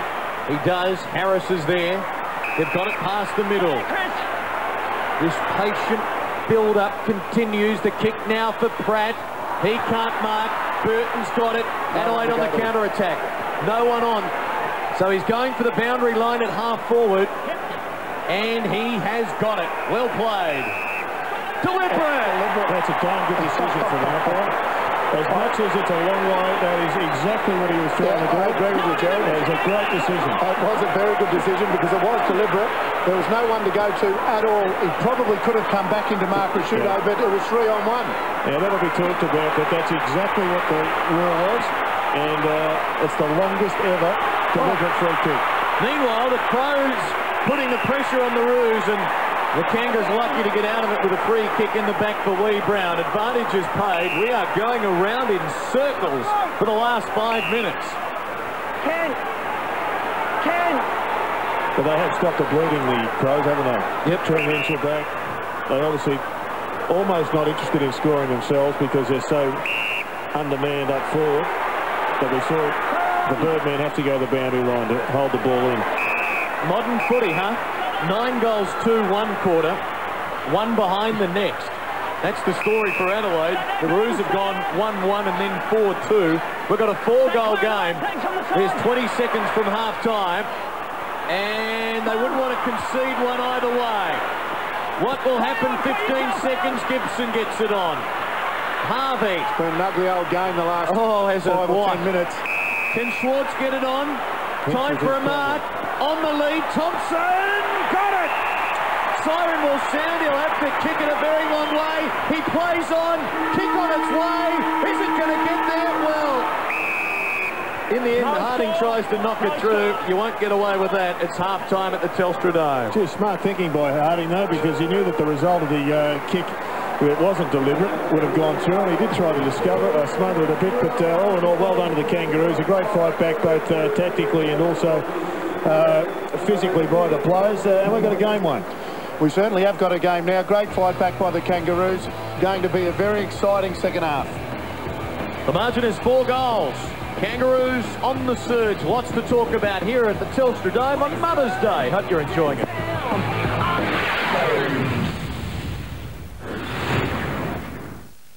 The desperate search for 4 men after a fishing boat overturns mum's the word as we celebrate a very special day and the Socceroos hit by an injury scare. Local? Yeah, we're local.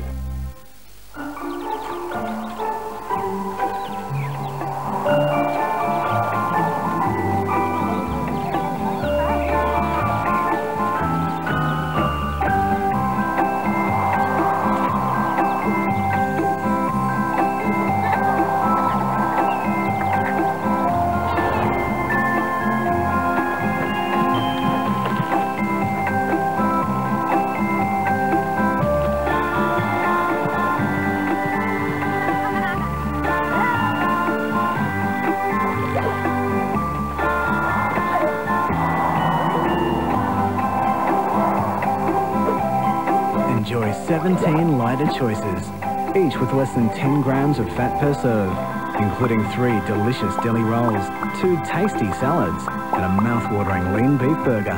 There's never been a better time to discover the wonderful world of lighter choices at McDonald's. When you've got as much on the go as I do, you're always on the phone. That's why I switched to Primus Home Cap. For about the same amount as I was paying before, I get an extra $360 worth of calls a year. It's great value. Unlike mobile cap plans, I get everyday Primus low rates. Local calls are just 17 cents. Switching was easy. I just called Primus and they helped me choose the plan that was best for me. Call 1300 Primus now and find out how much you can save on your monthly home phone bill. Join between now and July 10 and you could win one of 50 Samsung LCD TVs. That's more like it. Problems with your lawn? Call Acres of Lawn. Since 1982, Acres of Lawn have planted, repaired, maintained, renovated and cored thousands of lawns around South Australia. They're ready to help you at Acres of Lawn. Wouldn't it be nice if the world was cat-free? Going to the fix would be so sweet. Don't need any other kinds of munchies, 'cause Cadbury Dairy Milk is the perfect treat. If someone came and blocked your screen view, just take a bite and make a hole to see through. Wouldn't it be nice? Every time you inhale tobacco smoke, toxic chemicals go into your bloodstream and travel to every part of your body. That's why this smoker has gangrene. I want you to think about what's happening here every time you look at your cigarette pack. Every time.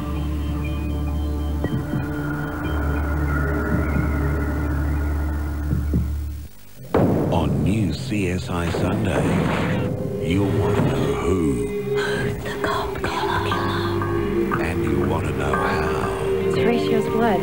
I need you to tell me the truth. CSI Sunday tonight.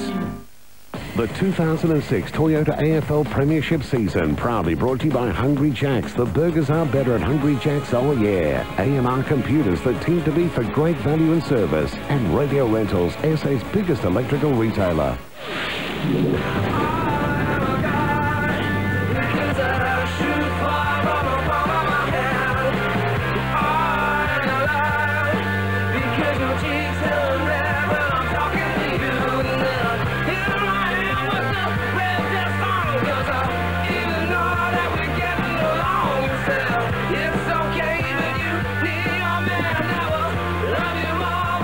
Strange days indeed here at the Telstra Dome. The Crows, who kicked 9-2 in the first quarter, get just to behind in the second stanza, but They still lead by 4 goals. Burton and Rusciuto, the game's only multiple goal kickers. You can just about throw out the stats there, folks. Jess Sinclair with 21 touches to half-time. Look, he could end up with 50. Such is the way of the game these days. Let's have a look at some of the highlights from the first half. And if ever there was a half of 2 halves, gentlemen, it was what we've just seen. It wasn't. It just seemed to both Jared and myself that Adelaide just started to go a little bit defensive, Jared. They started getting numbers behind the ball. When they won the ball through the middle, they did turn it over. Take nothing away from the Kangaroos. Their pressure, their intensity definitely lifted, but it was a case of Adelaide having nowhere to go once they got to the middle of the ground. It had to lift too, because the Crows played perfect football in the first quarter.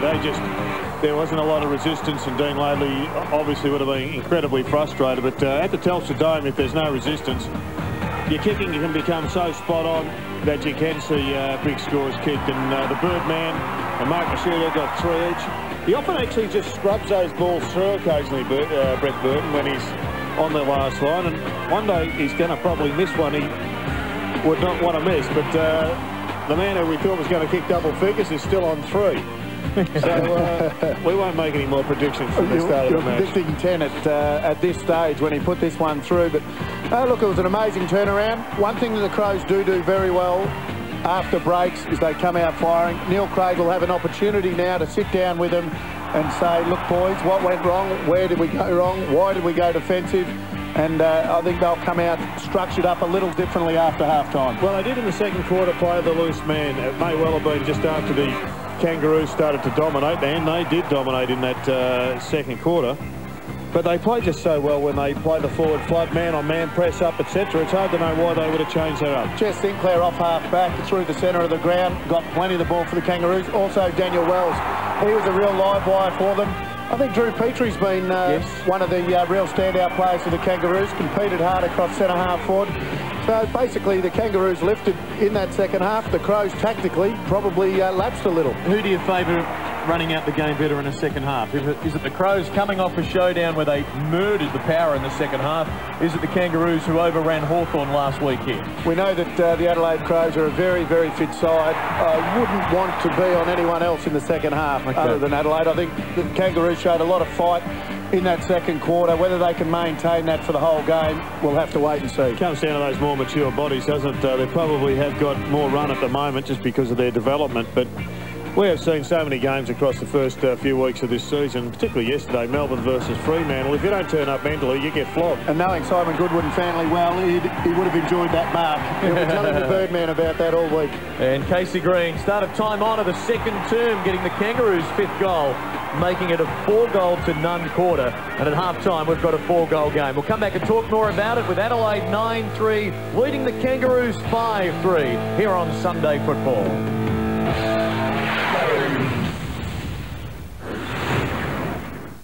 Watch the Footy Show Thursday, then listen to Triple M's New Zoo, answer a question, and you can be part of the Footy Show audience thanks to Revolution Cycle Centre. Watch the Footy Show on 9 and listen to 104.7 Triple M's New Zoo. The Footy Show, Thursday on 9. Love the game.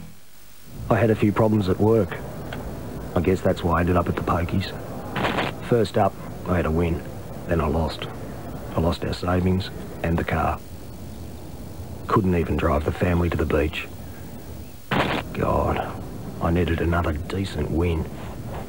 Did I get it? I ended up owing $4 on the credit card. I'm sorry, it doesn't seem to be going. They cancelled it. Shelley couldn't even pay for the groceries. No, you can't keep those tonight. She went right off. Calm down, Shelley! Why are you so irrational? To me, you said you wouldn't do I've never lied to you in my life! Go ahead. I hate you, get away! Next day, I didn't even know where they were going. Making the call was a tough decision, but worth it. Trevor's helping me work things out, and Shelley, well, she's speaking to me again. Think of what you're really gambling with. Call the gambling helpline on 1-800-060-757. Okay, who wants to go on a holiday? Get your bids in right now. Congratulations! Yes, it's travel auction time. Plan and escape at only the price you choose to pay. It's that easy. The top 50 bidders will be successful. Centrally located between Port Vincent and Edithburgh on eastern York Peninsula, the coastal resort of Stansbury is set on a beautiful swimming beach and promises excellent fishing and scenic coastline. Our package includes 3 nights accommodation in a motel room with kitchenette at the Oyster Court Motel, Stansbury. You get breakfast daily, 25% discount on dinner at the Kubawi Hotel, and entry into spectacular Innes National Park. And choose to travel during selected months, have another night's accommodation absolutely free. Normally valued at $333 for a couple. Today, name your own price. Give me a bit of $295, $280, $270, thank you. Look, whatever you bid is entirely up to you, and if you're successful, you've got a year to travel. Some conditions apply. Come on, get away to Stansbury and magnificent York Peninsula. Ring now with your bid, 1300 65 65 73. At the Beanbag Shop on Old Port Road, not only choose a beanbag from Adelaide's largest range, but they won't be beaten on price. For quality, range and service, you can't go past Adelaide's original Beanbag Shop, 1074 Old Port Road, Albert Park. Have you heard about corrective chiropractic? A corrective chiropractor takes x-rays to measure exactly where the problem is, how long it will take to fix, and the most cost-effective way back to optimal health. Call 1300 Spine Check for our $47 offer.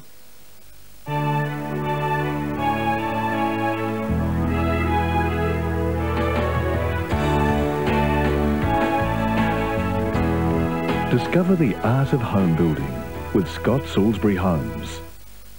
Looking for a change? Here's a chance to be your own boss and to develop a business that you can be proud of. And you'll have the support of one of Australia's most trusted brands. Welcome to the Gyms Group. It could change your life. He's Survivor's most dominant player ever, and they don't like it. We're going to take him out. If you haven't seen him, Harry, win immunity! he's the ultimate Survivor machine. New Survivor, Tuesday 7:30 on 9.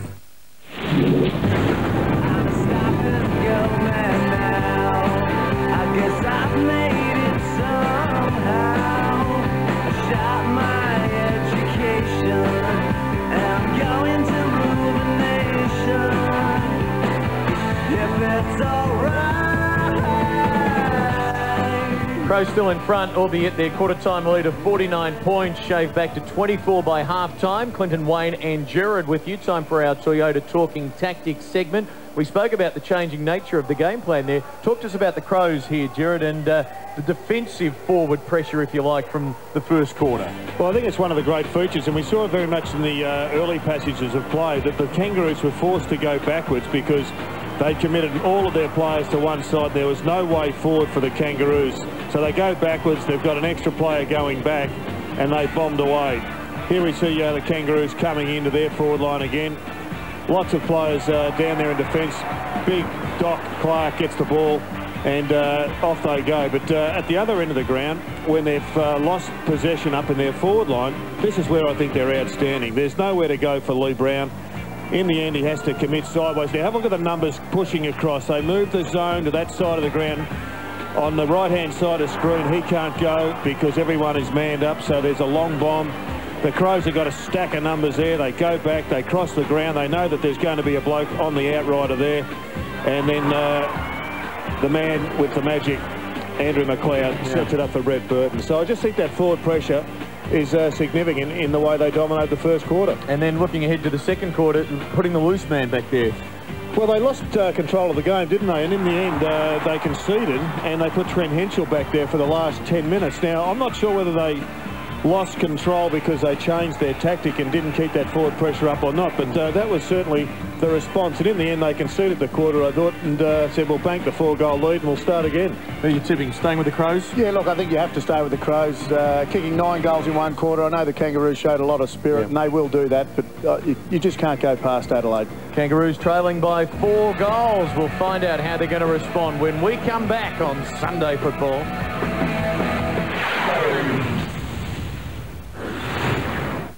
This is your last week to win. All it takes is a $5 note. We've got a new lucky number every night, so you can still win. Temptation's Lucky $5 Notes competition Continues weeknights at 7 on Channel 9. There's not long to go. Time is running out for your bid in today's travel auction. Be one of the top 50 bidders and you escape with today's package to the coastal resort of Stansbury. It includes up to 4 nights accommodation in a room with kitchenette at the Oyster Court Motel. You get breakfasts, 25% discount on a hotel dinner and entry into spectacular Innes National Park. Normally $333 for a couple. Ring now and name your own price, and if successful you've got a whole year to travel. 1300 65 65 73. Call now with your bid. Caravans, whatever shape or size you choose, with Australian Pensioners Insurance Agency Comprehensive Caravan Insurance, you enjoy a choice of market value or agreed value, caravan and annex contents cover, and in the event of loss or damage, you're covered for towing costs, alternative accommodation and emergency expenses. So call for a quote today on 132555, because the people Australians over 55 trust with their home and motor insurance can now insure your caravan too. Understanding, not just insurance.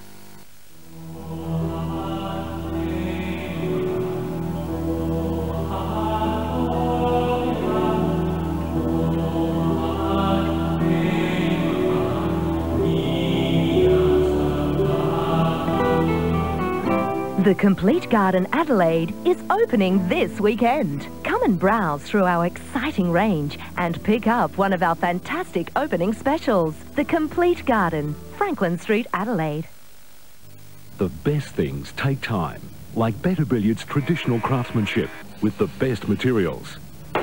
Billiard tables manufactured to the highest standards at the most affordable prices. Better Billiards, they're just better. There's a new home of Nissan. Come on up and see the new showroom at Jared Nissan. Enjoy a new Nissan experience with the team at Jared Nissan. Same great service with a great new look. Jared Nissan, top of the tunnels at Bridgewater.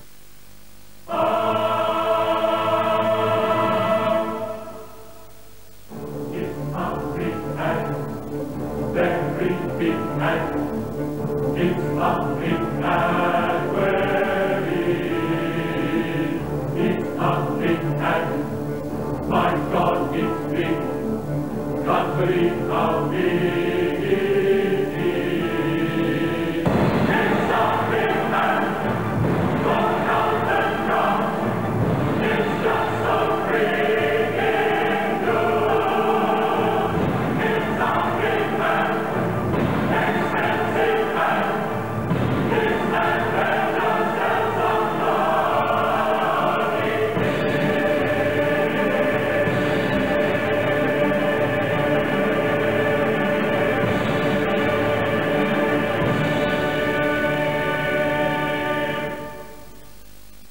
Every Monday night, the inside word from the Crows. Get it straight from the coach. Hear it first from the CEO for the inside word on football. Monday nights on National 9 News at 6.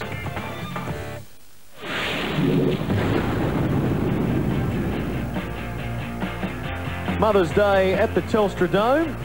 Not a big crowd, it's fair to say, for the Kangaroos and the Crows. No doubt a vast audience, though, watching us this afternoon. Good to have your company. Crows already out there warming up. 4 goals is their lead. Enjoying the hospitality at ground level with all his friends. Scott Cummings. Oh, it's beautiful down here, Clinton. Now, Adelaide, they've come out really early and gone straight into some ball skills. And like it was pre-game, they've got the footies out nice and early to get their touchback. So Neil Craig has sent them out nice and early, sent them out before the umpires. North Melbourne yet to be seen. But as far as injuries goes, everything's going along nicely. And we'll see if North Melbourne can keep that spirit up and really make a game of it in the second half. All right, Scott, thanks for that. Yes, the Crows in a tight huddle there. Their 4 bench players have already broken up and still no sign of the Kangaroos yet. Let's update you on the scores from the other 2 matches played today. Full-time score from Amy Stadium and the latest from the Melbourne Cricket Ground with replays to follow. If you don't want to know the score just yet, look away now.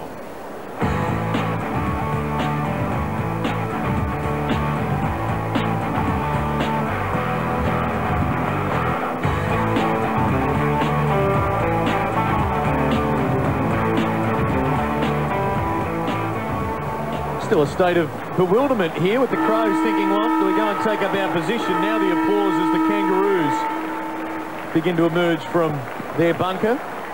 Well, and what about the side effects, the mental side effects of both of these clubs? The Kangaroos playing their grand final last week and they were flat to start with. The Crows played in a showdown, albeit a one-sided showdown last week, but the build-up is more intense than most other home and away games. Yeah, no question about that. But we saw the after effects for Fremantle yesterday. They were very flat against Melbourne, but this is a different outfit, the Adelaide Crows. They're a lot more mature. They've got a lot of players that have played that have played in that 97-98 premiership teams.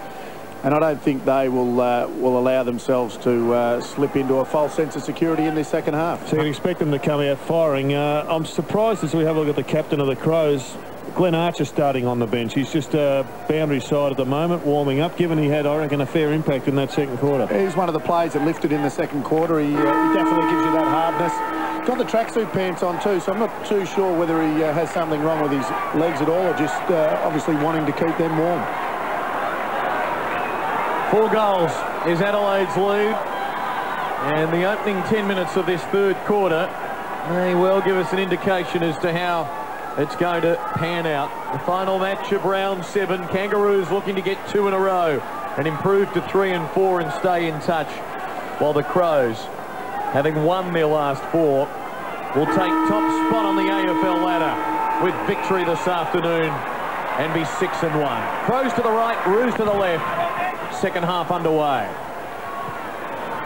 Umpire got in the way for Wills, but not Harris. And he's caught Matt in a good chase. Sinclair, who saw it 21 times in the first half. To Perry, and now Pratt.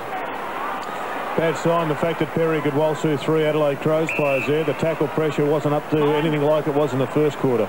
Wells around McGregor. Sidesteps past Burton. Picked him out. Switches to the outer side for Gibson.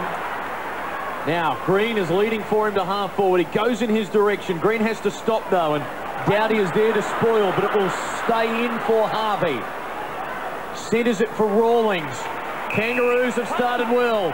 Rawlings inside 50. Crows have got numbers and Hart marks. Interesting, though, slow to bring the ball out. Now he's going to find a Rutten, which, sorry, it's a Riley. But he had 2 players who could have gone immediately back into attack with, he ignored. So they look as if they are intent on playing the slow game. The inside 50s have evened out, now 20 apiece.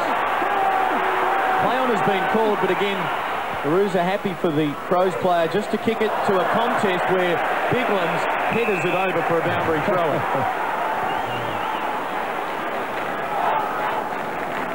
There is a lot more man-on-man football, though, Jared, all over the ground, and that will mean that this game will open up as it did in the first quarter. Harris getting the handball out. Gibson over. Easy mark for the forward. 13 of the 14 goals so far have been kicked at this Coventry end. Rashudo for his 4th.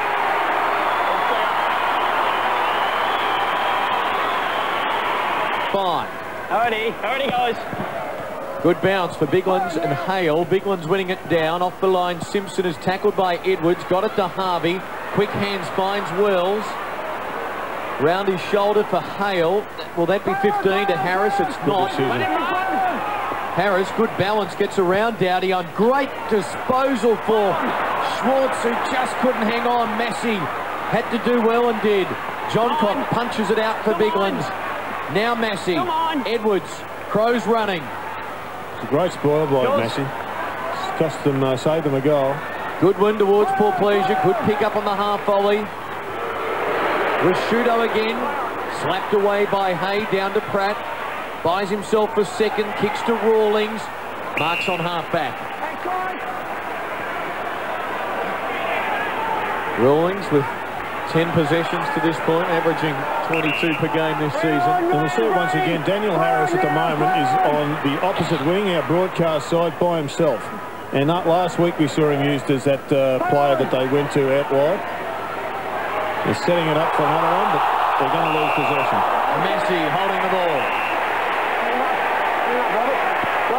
Kenny McGregor's now pushing down hard to pick him up, or cover his area.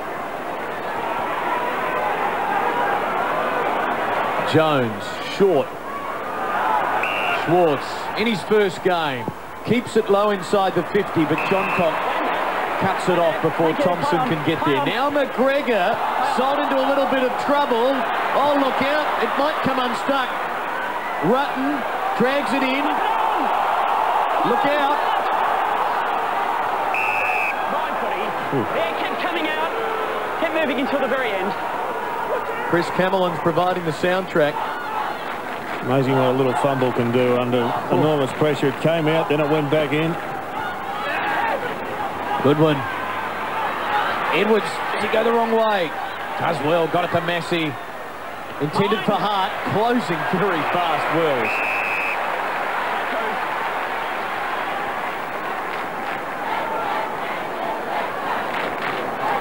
Throw in half forward for the Kangaroos. Wells waiting on the fringes. Goodwin couldn't get there on the wing now. For pleasure, shovels the handball out. Perry and Henschel, and we'll get a boundary throw in.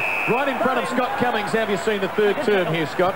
Well, the Kangas have come out firing, and like we said, when Adelaide came out and possessed the footy and did their warm-up drills and that, Gerard named it, called it beautifully in the fact that they were going to possess the footy. But it's on for young and old down here. Edwards for Riley. Goes deep.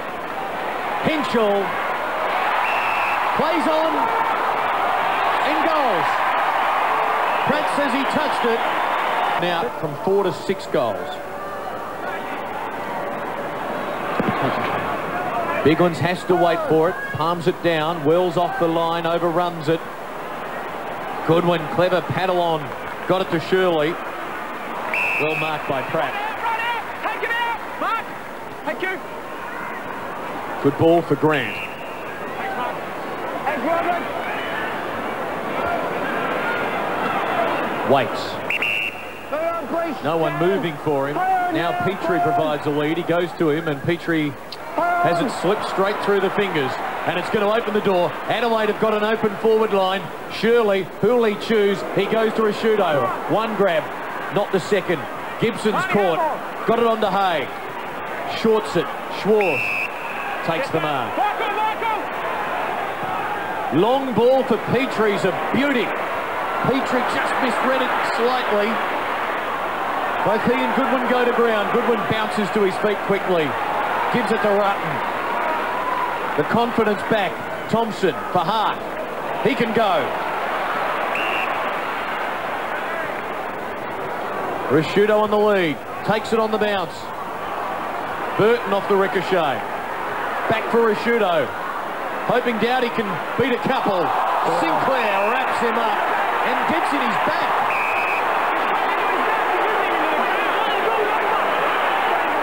One of the toughest things in footy, because Jess Sinclair did the right thing. I think we'll find that the man in front collapsed Dowdy, and I reckon he did. He just lost his footing, and down he went, and he dragged Jess Sinclair down with him. Tough for an umpire, because in the end he's in his back, but who causes the forward thrust? Well, that players are becoming very good at that. When they feel the pressure from behind, they do. They let their legs go underneath them. Well, they don't really take a dive. They let the pressure from behind. They let the opponent tackling them just land on their back. Could be costly. If Dowdy goals here, it's 3-0 in the opening 10 minutes of this third quarter. He does, and it is.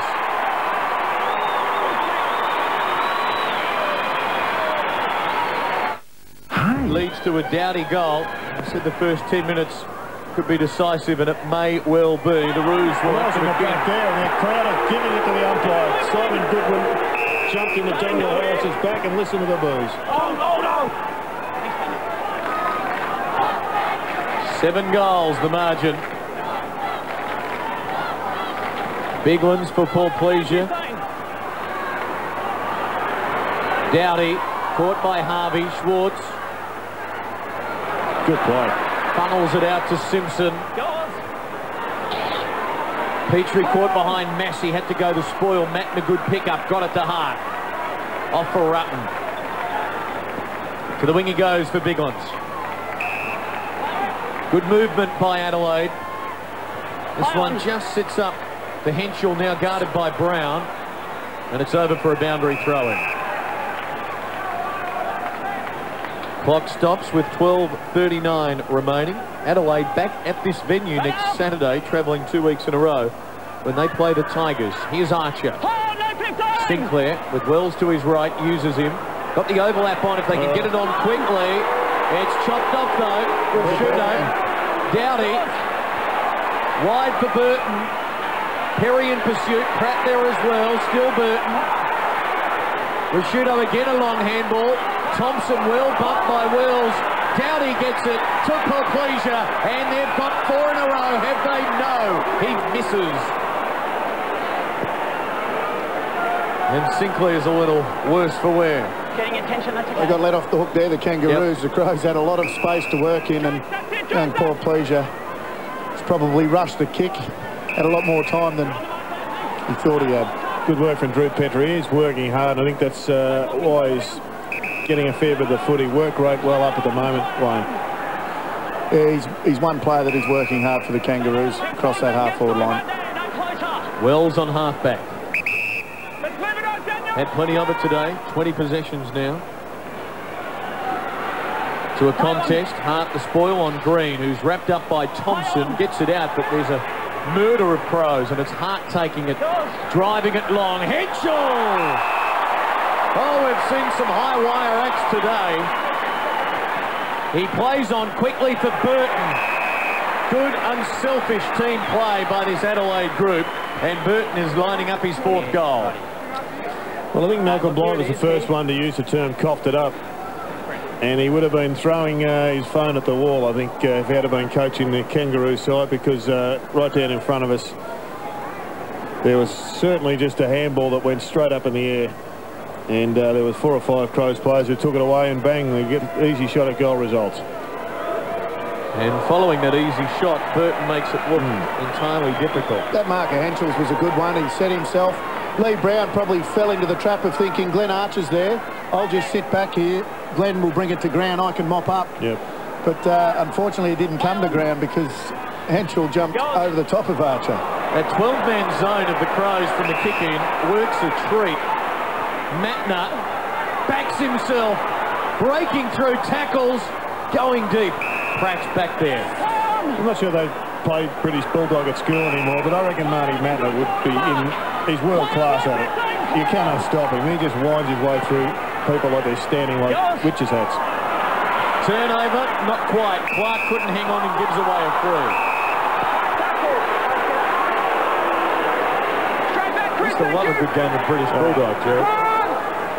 It filled in a lot of hours, didn't it, over the years? Yep. Gibson coughs it up as Thompson takes the mark. Big at Wagga, was it, Wayne? It was a big game in Wagga, being a rugby town. The British Bulldog was a big game. Recess, lunchtime. Here's McGregor. He's 70 from home with Burton leading to the pocket. Hits him on the chest.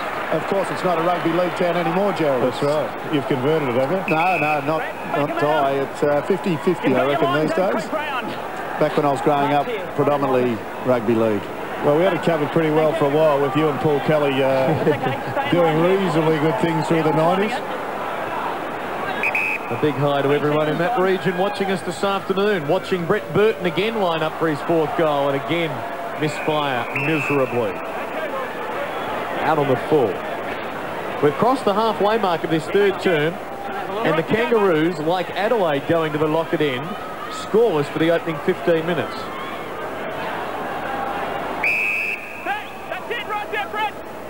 Swings and roundabouts are plenty as Wells goes short for Pratt. Thanks, Rob. Brett, take it out. Got a theory for us, Wayne, why this scoring end is to right a screen? No, I don't think there's too many theories, Jared. I won't. Scotty Cummings, have you got a theory down there? Well, he's got a theory on everything, Scotty. The scoring's so prevalent down right a screen?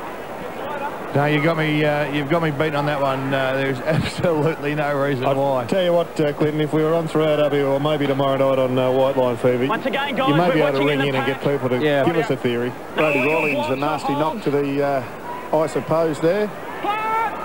The nose. 16 of the 17 goals at the Coventry end. There's Jones to Harris. Gets it on quickly. On the lead, Grant. The spoil from Hart. And Pleasure runs it out. him up, thanks. Light him up, Shannon. Yeah, good Here's a look at Brody Rawlings getting patched up by the doctor. And here's how it happened. Here's how it happened. Just an accidental forearm by the big Doc Clark. Clark palming it down here. Jones sweeps it back for Simpson. Now Grant. Archer. Stay there on the mud, thanks. Chris, stay clear. Wants to go back. Petrie leads for him down the middle. Archer turns him down. Goes wider in the Thompson direction. And the kick died on its way to him. And the Crows able to pick it off. Matner, Thompson, now John Cock.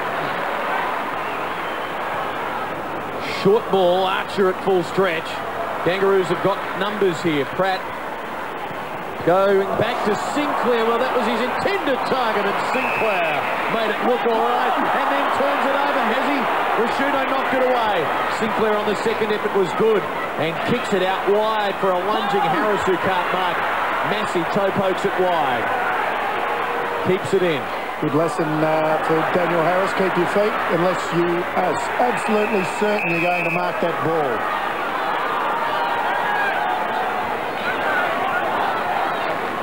Hi, guys. Van Berlo for Shirley to change for the Crows. 44 points is the margin as Clark wins it down for Thompson. He's tackled. Grant, quick hands, too quick, a throw.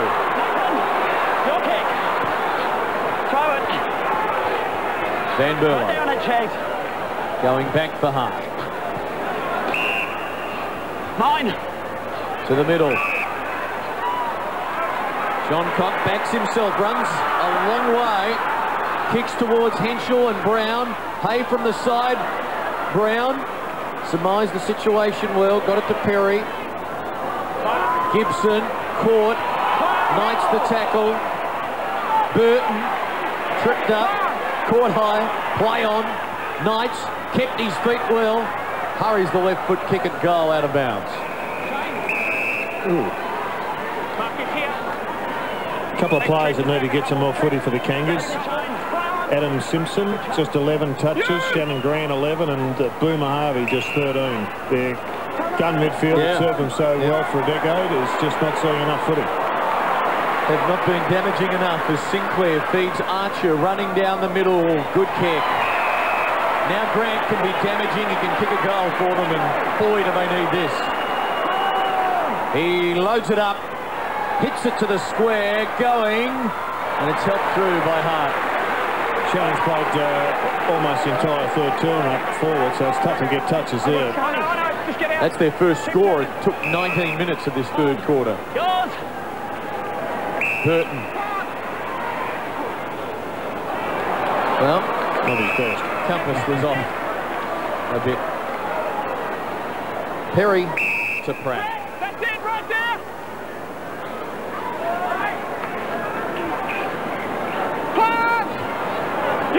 Well, we saw this in the first quarter, and I guess if the Crows are going to play the same game, they've got to go the same way, around the back. Brown, Archer, McIntosh. Now Rawlings off the bench. And Rawlings will get this. Can play on or go to Harding. And he does neither.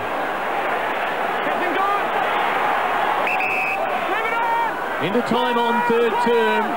Kangaroos being strangled here. Rawlings going long and, well, just gliding in from the side. Thompson impressively. For McLeod. No one to go to. So he has 3 bounces, reaches the wing, couple of short steps, kicks into Daniel Wells, gets it back, Wells tackles him. McLeod the handball for Burton. High to half forward. That wasn't Scott, by the way. Archer the tackle on Rashudo, or at least I hope it wasn't. Sinclair's handball. Hay. Crowd want in the back. Play on the call. Crows might break clear. Riley to Knights. Squirts it to the pocket, and it dribbles through for a behind.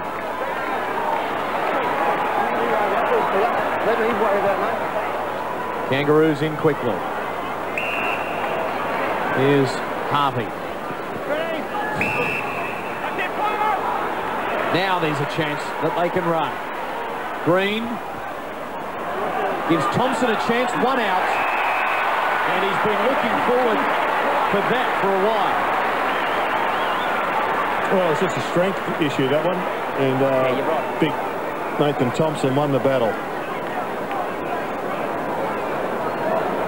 Good run and carry by Green.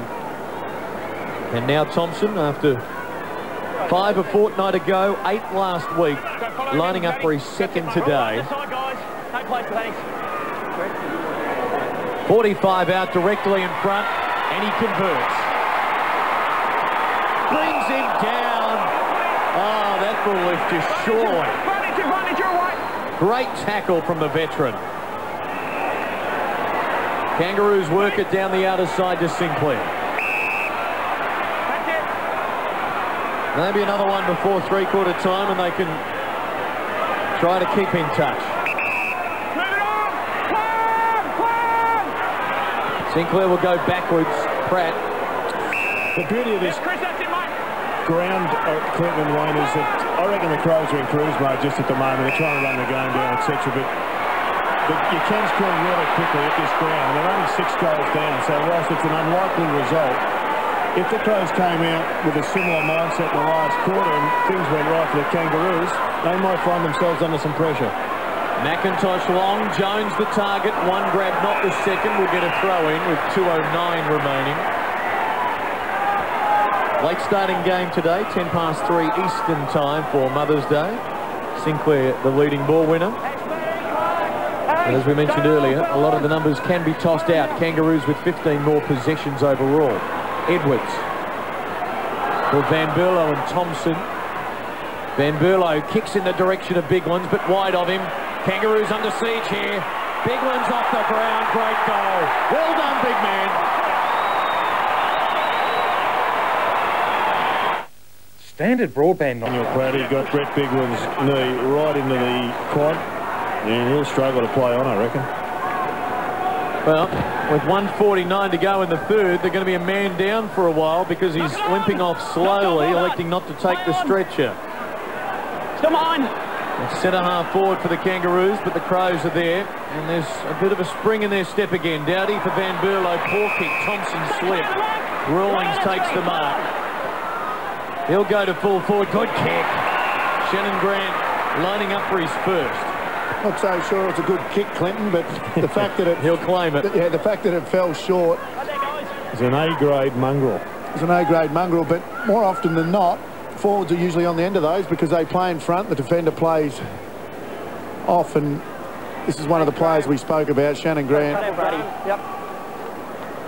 We know that he can go forward and kick goals, and doesn't often miss these ones. That was first-class Moz. That was just pure goal from him. One that goes begging, and at the other end, it's Thompson marking, playing on, and missing as well from 45. And it will roll for a boundary throw-in, so a good result there for the Crows in that they'll get another chance. And this is where the Crows are dangerous. Doesn't matter where on the ground, they are very good around the stoppages. They have obviously great strength. That's where their greatest strengths are. They're on-ball players.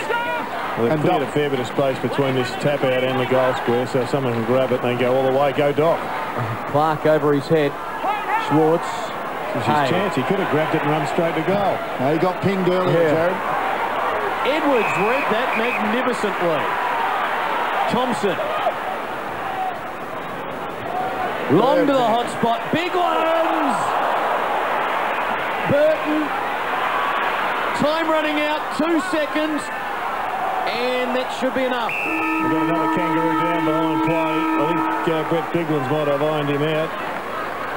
Big quarter from the Crows, and it should be enough to ensure they'll be top of the ladder after round 7. Yeah, it was a big quarter by the Crows, and we probably predicted the fact that they'd come out. As we can see, Brett Biglands there canning into the back. I'm not sure what player it was, but Schwartz, who's down and still in the hands of the trainers. Let's hope he's all right. But it was a big quarter by the Crows. Neil Craig obviously had a pretty good chat to them, and they started to attack the goal square again, Jared. Yeah, they're a well-drilled group, as we know. They're in cruise control and for many respects of that quarter. But if they take it up another notch, the Kangaroos, it could get ugly. Let's hope the Kangaroos fight back and give us 30 minutes of their best.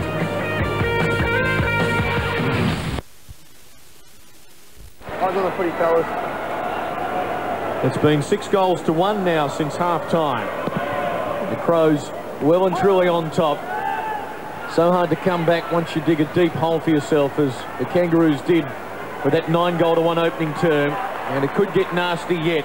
Goodwin to Knights, kicks inside the 50, off hands Hale, hurries it to the outer side for Green.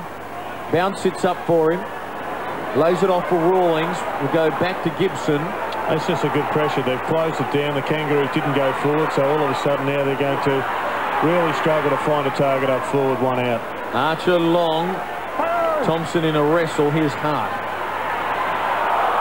Court got the handball away. Jones trying to keep it in. He cannot, as we check in with Scott Cummings.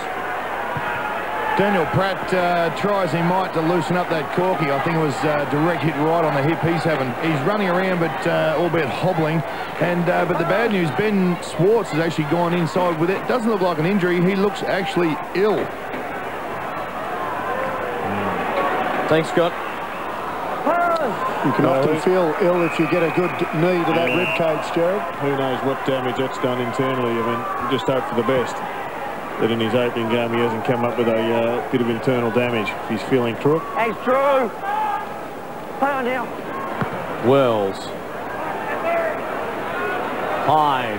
John Cock can't grasp it. Massey. Knights. Riley. Goes very wide. Good kick. Henschel takes the mark. 96-41. Well, I don't think there'll be too many Adelaide people going away for their holidays in September this year, boys. They'd be looking forward to the month of September with a fair bit of anticipation. What we've seen in the opening 7 rounds, they are hot. Thank you. Many people already forecasting an Adelaide West Coast decider. As the kick comes into Rashudo, who found a lot of space. Found a lot of space, and the kick nearly missed him.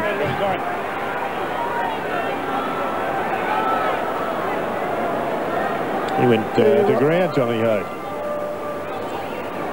You're right, they are in sensational form, the Adelaide Crows. The big question begs, though, are they in too good a form for this time of year? And can they sustain it for a whole year? The way they're travelling at the moment, one would think so. They're a very fit side.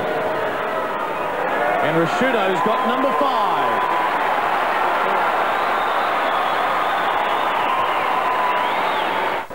Rashudo, one shy of equaling his career best. He's got 20 for the year now. That was great vision there, Clinton, with Mark Rashudo. Great lesson for kids out there. Constant movement as a forward, very difficult to defend against. I think John Hay was very pleased it was so tight on Mark Rashudo. Yeah.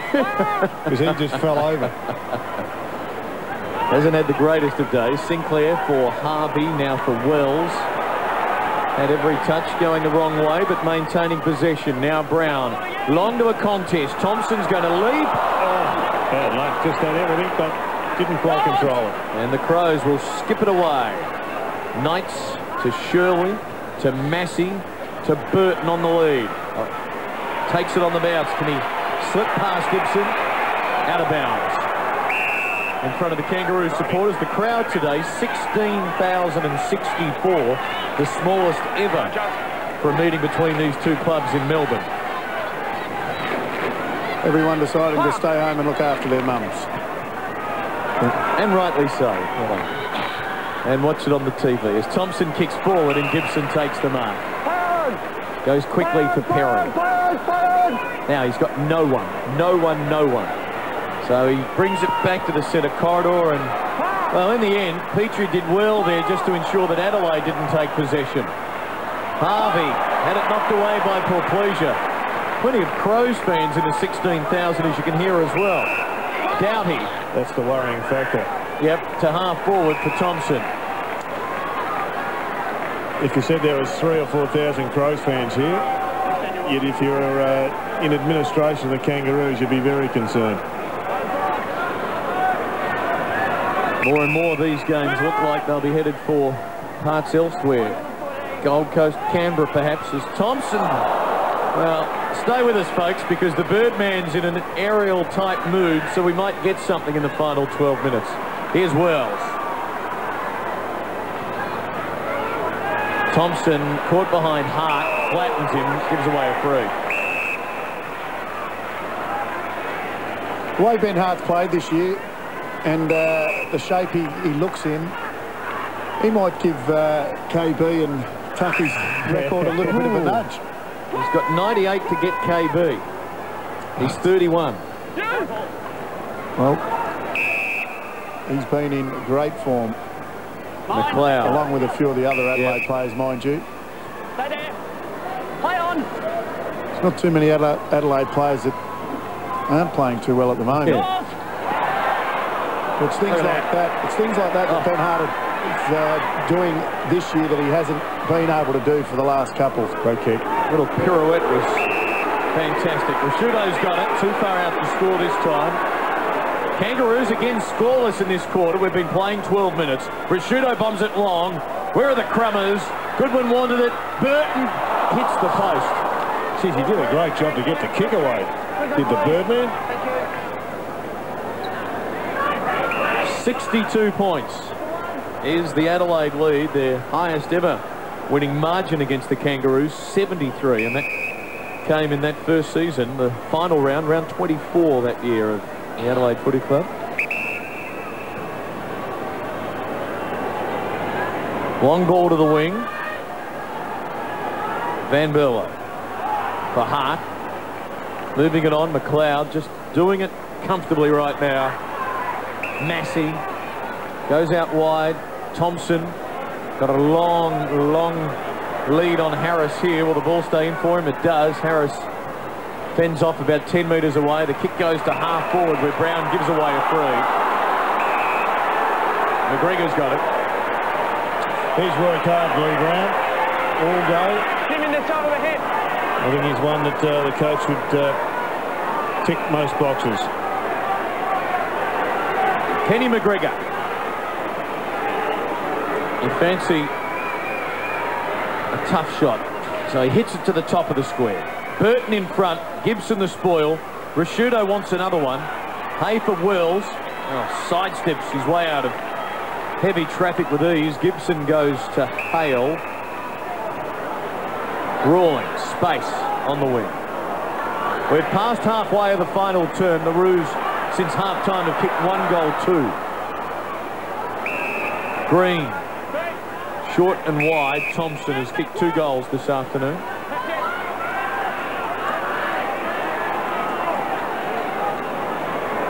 Will he bomb it long?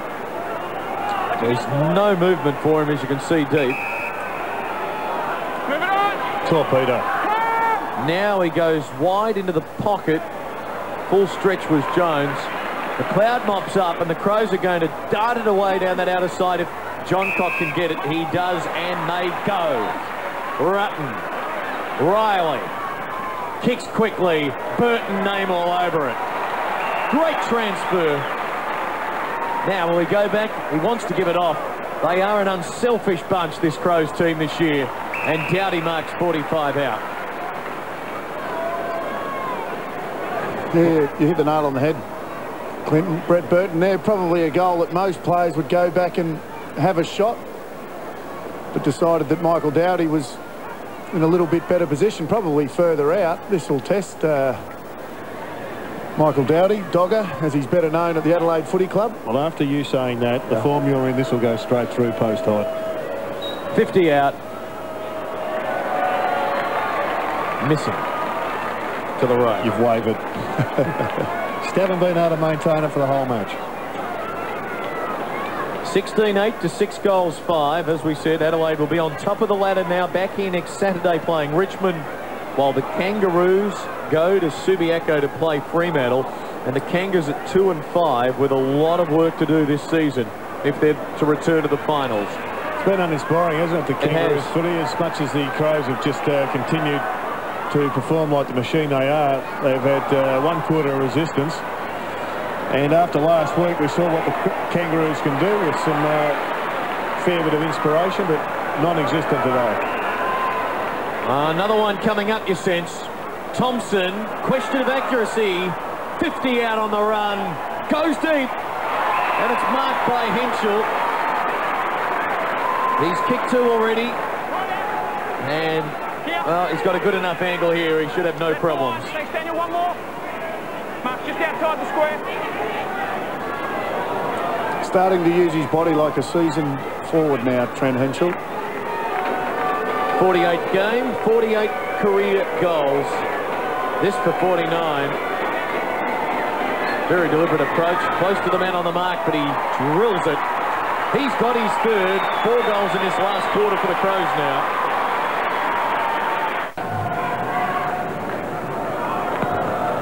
Big ones and McIntosh, free kick going Adelaide's way.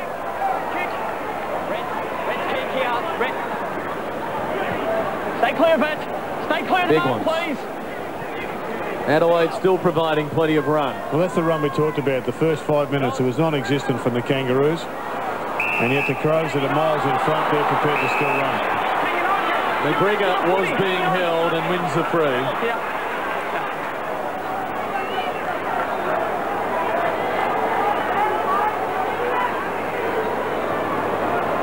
And now Ken can think about his first goal of the afternoon. 110 playing 41. He elects to go short. Paul Cleisure all alone in the pocket. Takes the mark. Tightish angle. But a chance for his second in this final term. It's one of the things that I think Dean Laidley will address during the week. That it's happened far too often where a player has had a shot for goal for the Adelaide Crows and another player's been able to run into space unattended a lot closer to goal.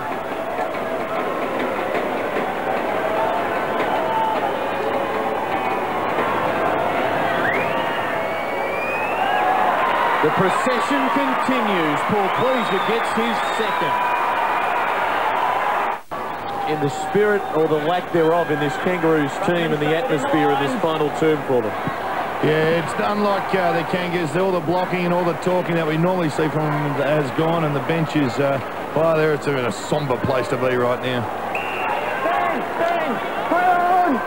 We'll hear from you with Dean Laidley in the press conference afterwards, Scott. McIntosh, top of the goal square, takes the mark. He's one of the shining lights for the Kangaroos. The kid, McIntosh, he showed last week when he got a chance. Hale went off injured that he's got a future. Please, on the sides. But there aren't too many shining lights. It's been almost the worst game I've seen from the Kangaroos for some time, this one, Wayne. Last year they didn't put a performance in like this, but today they have just not turned up to play, and they're up against the machine from Adelaide. They've just ground them into the dirt. They get their first goal of the last quarter. Took nearly 20 minutes. Crews have got St Kilda and then Sydney. This season could be done and dusted by halfway. McIntosh knocking it down. Simpson. Rawlings to Jones on the right foot. High one inside the 50. Good use of the body there by Lee Harding, who has had a very quiet afternoon. But again, he hasn't been alone in that category. I reckon the hardest place to play in a side that's getting towed up as miserably as the Kangaroos are is half forward, small forward. It's very tough to get the ball to be kicked at you, let alone get into a crumb when there's a crowded back line.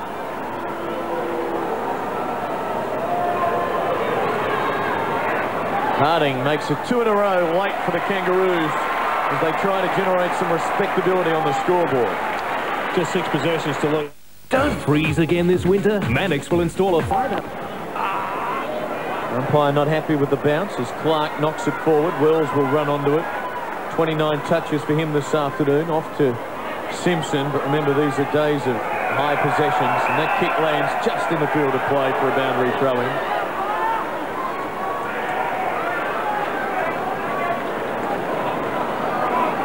Not a lot of merriment in the Kangaroos coaching box, as you would expect this afternoon. McIntosh and Clark. Neither can get a hand to it. Simpson caught by Knights, gets the handball away. Edwards, Massey, McLeod still providing dash. Long and direct. Rashudo the target in a wrestle, will get it. Drops the mark. Still going. Sockers it wide for Biglands. Made the big man do too much. Gibson. A lot of players happy for the siren here, it looks, and happy to negotiate a settlement and get the heck out of here as Petrie marks defensive side of the wing. Thank you. Kicks towards half forward. They kicked 4 goals, Clinton, in the second quarter. Yep. Which means you've kicked 4 goals in the best part of 3 quarters. I guess the question, Wayne, and you know them better than probably most, and I'm talking about the Kangaroos, is does last year's form reflect their personnel, or does this year's form reflect their personnel? Well, I think a lot of people in football circles have thought that the Kangaroos were overachievers last year. I thought they showed a lot of fight, a lot of spirit, as we know that they can, but it's really coming to the fore now. Their reliance on those superstar players that they've had over the past 10 years in the guys I said, Brent Harvey, Simpson, Grant. Their reliance on them is just far too great. They need the Daniel Wells. Jess Sinclair's been a consistent performer, but they just need they need players coming up under those more experienced players that can't do it anymore week in, week out. Roos defence under some pressure here. They'll get it away, and McIntosh marks on half-back for Sinclair, their leading ball winner today. Van Berlo does well. He's been impressive, Van Berlo. And wins a free. Since his introduction into the game. Was he there when you were playing, Wayne? No, he wasn't, but they're big reps on him in Adelaide. Another one of those players that's a super athlete. It's the sort of guy that you just need to bring 2 or 3 of those players in. The Crows were pretty close last year to taking out the major title, but unfortunately for them, they just fell at the second last hurdle. But they would appear from this early stage to be improved on last year's outfit. Sinclair finds an opening and measures the kick precisely for Harding, who will have a chance for his second here in time under the last quarter. They seem to be better drilled, Adelaide, this year than even last year, and you know, that's probably the case that Neil Craig's had the opportunity to have 2 pre-seasons under his belt. Yep. And train them the way he's wanted to train them, and they definitely look better drilled this year than even last. And as we know, they finished on top of the ladder last year and met West Coast in pretty good form in Perth to go into the grand final. Kangaroos have kicked the last 3 goals of the match now as Harding gets his second. Month recuperation. Yeah, I don't know how serious it is or how his recovery's going, but he's an important part of this side. Good competitor. Final minute on a forgettable Mother's Day for the Kangaroos. McIntosh going wide. Matner read that well as Lacroix tried to just gently nudge him underneath it. Henschel now goes short. Rashudo for Riley on the 50. Standing start. High ball going deep. Gibson, well, he's tried hard all day and takes a good late mark. His kick is wide. It'll sit in for the time being for Harris. Up to Simpson. Green, caught. Handballed behind Wells, who has to batter it back to Simpson. Down to 20 seconds. Green, Wells. Can they get a late one? Might go for home here. Goal square's unguarded. And it's a well-weighted ball, though Harding running onto it couldn't hang on. Well, he should have marked that one, Lee Harding. It was all there set for him, but the siren is imminent. And merciful for the 16,000 or so, particularly the supporters here that came to follow the Kangaroos. Successful day. After 7 rounds, Adelaide are on top of the AFL ladder. And the Kangaroos are left to ponder, where do they go from here? The Crows win it by 56 points. And it's interesting just watching the coach's box there. Dean Lately almost shell-shocked, but then snap. Okay, let's get on. We've got business to do. He's got to think about next week, and next week started about 15 seconds ago when he snapped himself into the reality that he's the bloke at the with his hand on the tiller, and he's got to start making the positive steps. But right now, pretty hard to find a positive for the Kangaroos. They got belted today. Nobody turned up. The best part of maybe 12,000 Kangaroo supporters. And after what was essentially a sensational victory last week where they gave everything, they have turned up and given little today. They came up against the side that is with the West Coast and probably Sydney, in my view, the favourites for the flag. But it was pretty poor stuff today. Let's go down to Scott Cummings with one of the Adelaide Stars. He kicked 5 goals, Mark Prosciutto. Yeah, lazy 5. Mark, well done, mate. Very impressive win coming after a showdown. Yeah, it was. They're always a bit taxing, and I think Hawke played too well today, and West Coast nearly got run down, so push it out was a good effort. Mate, the team here, you're not relying on any 1 or 2 stars, aren't you? This is just a unbelievable team balance and a great side. Yeah, over the last couple of years, the reason why we've improved has been our middle range and younger players have really lifted their game a lot and taken a bit more accountability. And as you said, we haven't got these superstars, but we're getting the job done. I've been a bit hard on yourself, mate. I was watching you at quarter time and 3/4 time. Doesn't seem to be any nonsense in the huddles. Just a really good attitude. We know what it takes to win, and when we get away from it, they seem to score a lot, so it's pretty basic, and happened in the second quarter today and happened in the second quarter last week, so all we had to do was fix it up, and we did that and got control again. And a lazy 5 for you down the goal square, mate. The small forward, you got to love that. Yeah, hopefully play there for a couple of years, Scotty. I learned a bit from you. I've seen you kick 14 one day against us, so that was good. Go and enjoy the win. Well done, hero. He's potentially the biggest small forward the game's ever seen, Roo. I was going to say, he is officially, I think, the strongest player at the club. I know Red Biglands might argue with me, but he's, you know, he's a 6 foot, 6'1", 6'2", and to play on ball, predominantly on ball for his whole career, he's been a superstar. He plays down the fact that he's not one of the real superstars of the competition sometimes, Roo. Very humble man, but I can tell you he is an absolute champion, and probably go down as the greatest ever Crow player. They've had some good ones over the years, but I don't think you can go past the skipper. Well, he missed that first premiership under Malcolm Blight. Was it suspended or was it a groin injury from memory? But he picked up one and he may be very close to another. Let's go back down to the celebrations. Here's Scott. I've got another gun, Tyson Edwards. Great to come over here. It wasn't a massive crowd, not a big atmosphere, but you got the job done. Yeah, we did. It was important. We, you know, we like to travel well and perform when we do travel. And no, we did. Apart from the second quarter there, where North really upped the intensity, we couldn't match it. It was a good effort. I said to the skipper just before, there's not a lot of fuss about this team, is there? They just get the job done. Yeah, we need everyone doing their bit. You know, weight of numbers is what gets the job done. So if everyone's performing, it makes it a lot easier. I know you're probably going to dodge this, but can you feel something just a little bit special about this team? It's a long way to go, mate. Come on, that's a curly one. No, we're really happy with the way we're going, and we just want to continue that, and we'll see what happens. I thought I'd have a shot at it, mate. Thanks very much. Enjoy yourself. Good on you, Scott. Thank you. And Tyson Edwards, I think dependable is the word for Tyson Edwards. Certainly is well respected by the fans. He's been twice the members MVP for the Adelaide Football Club, and don't they bring a travelling army of supporters every time they play? Pretty happy as they make their way off the Telstra Dome after a 56-point win. They do. They love to travel, the Adelaide Crow supporters. I was on the receiving end of playing against them in a grand final, and I think they might have had the support that day. But no, they love to travel, and they had great support here today. We'll come back and wrap it on up after this. Crows by 56 points.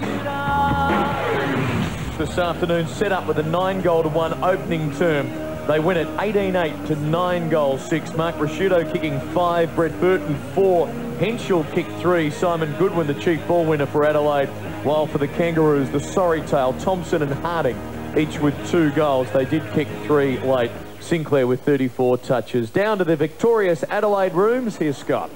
Thank you, Clinton. Simon, any side that can have Andrew McLeod running out of half back and Mark Prosciutto resting up forward, it's not a bad side. Yeah, no, we've got some pretty good depth there now, especially through the midfield, and you know, to have Andrew running out of the back line is enormous for us. He gives us lots of drive, and Rouge just leading from the front down the forward line there. He leads hard and he converts well. I tried to get something out of Tyson Edwards about this team. You guys must be pretty excited about what you've developed. Oh, look, you know, we've got a good bunch of guys, we've got plenty of depth, and we're pretty hard on each other, and we give each other pretty strong feedback, so that's where it stems from, and you know, we've got some really good improvement out of our younger players. Simon, congratulations. Clinton upstairs with Wayne and Jared. 9 goals to 1 at quarter time. What on earth happened in the second term? What changed? Yeah, we started to lose the contested footy. North really come out. We expected a response, and to their credit, they won the contested footy, and that's where it started. You know, they kicked 4 goals to our zip in that quarter, and it just wasn't good enough. So we addressed that at half-time as a playing group, and you know, we got back on top in that area. You decided to drop the loose man back in the second half of that second quarter, Simon. Yet that you almost looked as if you'd conceded the quarter and said, OK, we'll bank the lead and we'll move on and address those situations after half-time. Yeah, we just had to stem the flow, Jared. It's important in footy that when a side's got a bit of momentum that you slow them down as much as you can, and to our credit, we slowed them down and reassessed it at half-time and got back on top in the contested footy. It's interesting the way the game changed. Wayne's been telling me that you're better off with 3 or 4 targets up forward rather than having all your firepower in the one bank. Yeah, definitely. You know, we've got a good spread of players down the forward line. You know, Trent Henschel's a developing player, Kenny McGregor and Brett Burton, they're all playing roles, as is the skipper. Talking about firepower, Goody, Mark Rasciuto started in the middle today. Was that just a ploy to put the Kangaroos off? No, I think Rui's pretty much ready to come back in the midfield. He's had a few weeks out, but he's done a lot of work on his fitness, and he's not too far away from coming in the midfield. So at times throughout the year, I'm sure Mark will be in the midfield. Wayne floated at one point, Simon, you might be playing too well for this stage of the year. You've got to try and keep this momentum going. Yeah, look, every game we come out to win, and you know, we're not too worried about what's happening later in the year. We're just concentrating on the present, and you know, if we can continue this form, it'll be great. Simon, what about yourself? How long do you reckon your body can keep yourself going at this high level in the game? Look, I'm feeling good at the moment. I had probably a couple of years there where I didn't play a lot of footy, so at this stage I'm 29 and the body's feeling great, so hopefully 2 or 3 more years will be great. Simon, well done. Many thanks for joining us. I know you've got a quick plane to get out of here. We'll let you get away. Thanks for your time. Thanks, boys. Simon Goodwin, leading ball winner for the Adelaide Crows. And it was similar. We touched on it like that round 1 game here against Collingwood. And Simon referred to it there. Just shut all the momentum out. Slow it down, slow it down. We're happy we're only 4 goals up at half-time. I'm not sure, though, it didn't work as well as what it did against Collingwood on that particular occasion.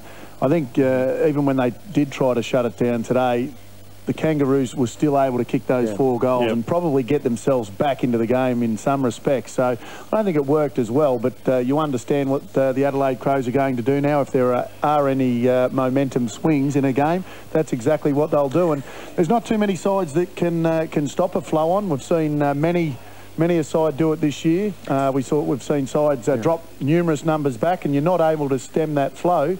Adelaide are probably one of the better sides of doing it, Jared. Just a question for you. I mean, you're sitting in the Collingwood box on an irregular basis.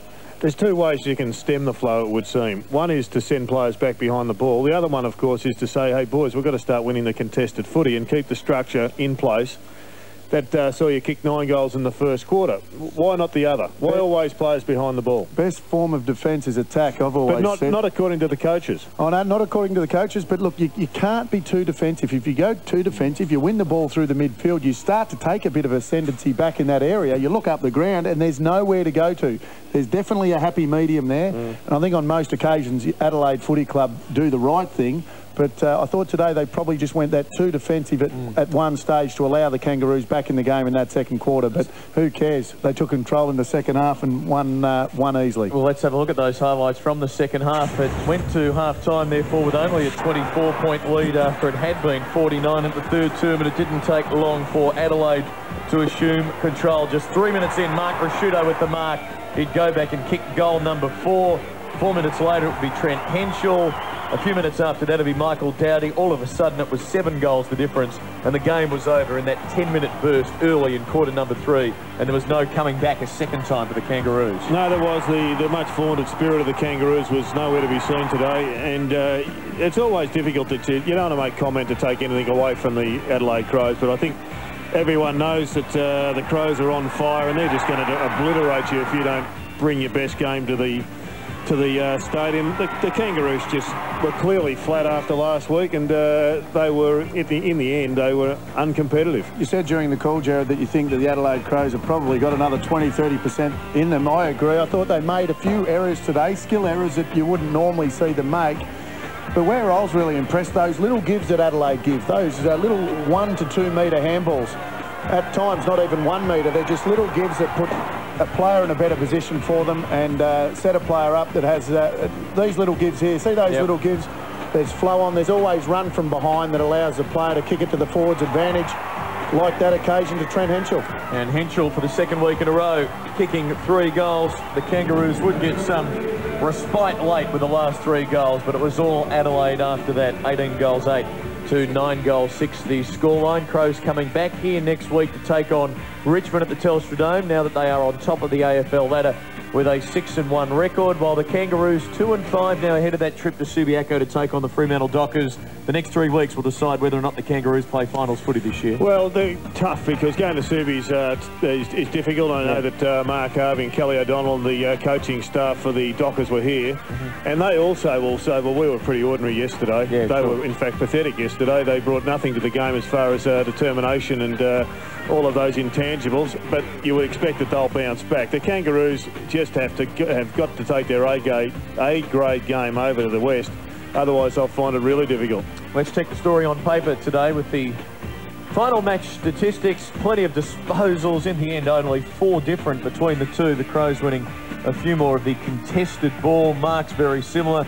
Clearances very similar. The Roos really got on top in that category, and the centre breaks in the second term. Inside 50s went Adelaide's way in the second half. Wayne, explain to everybody watching the top category. How can the winners have just 4 more possessions?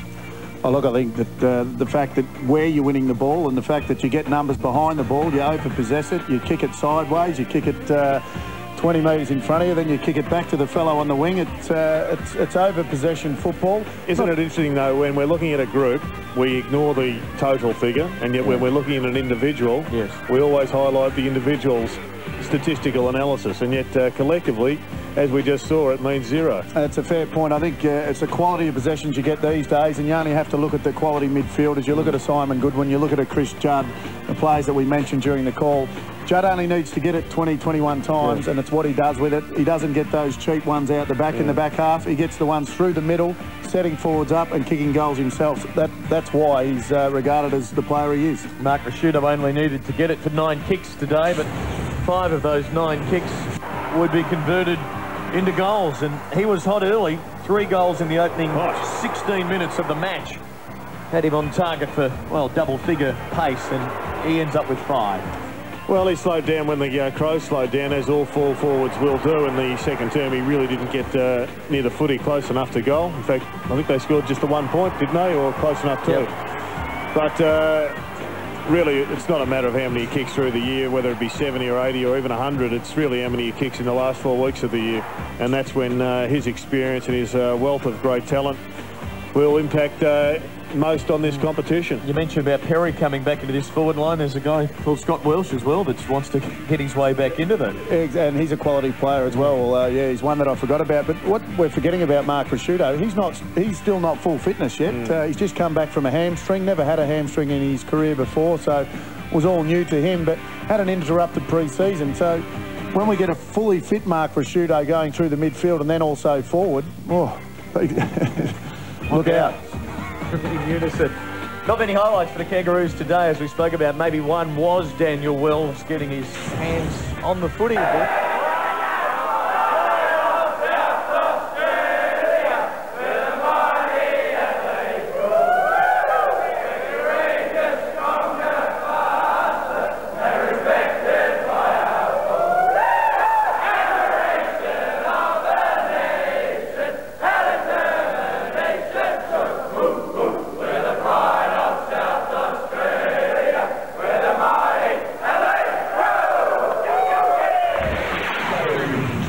Sunday Football, a presentation of Nine's wide world of sport. To play in a grand final this year, they are well and truly on course. Their captain is leading by example. He's in great form, Mark Rashudo. Let's hear from their coach Neil Craig with Andrew Marr. Thanks very much, Hutto. You've stressed to your boys that they be wary about the team on the rebound. Oh, well, obviously Richmond will have a huge motivation, Andrew. We've been through that as a club ourselves. They've received a real shock this afternoon, the Crows. Will it be enough to get them going? Cracker wobbles one inside 50. It's a great decorative shrub.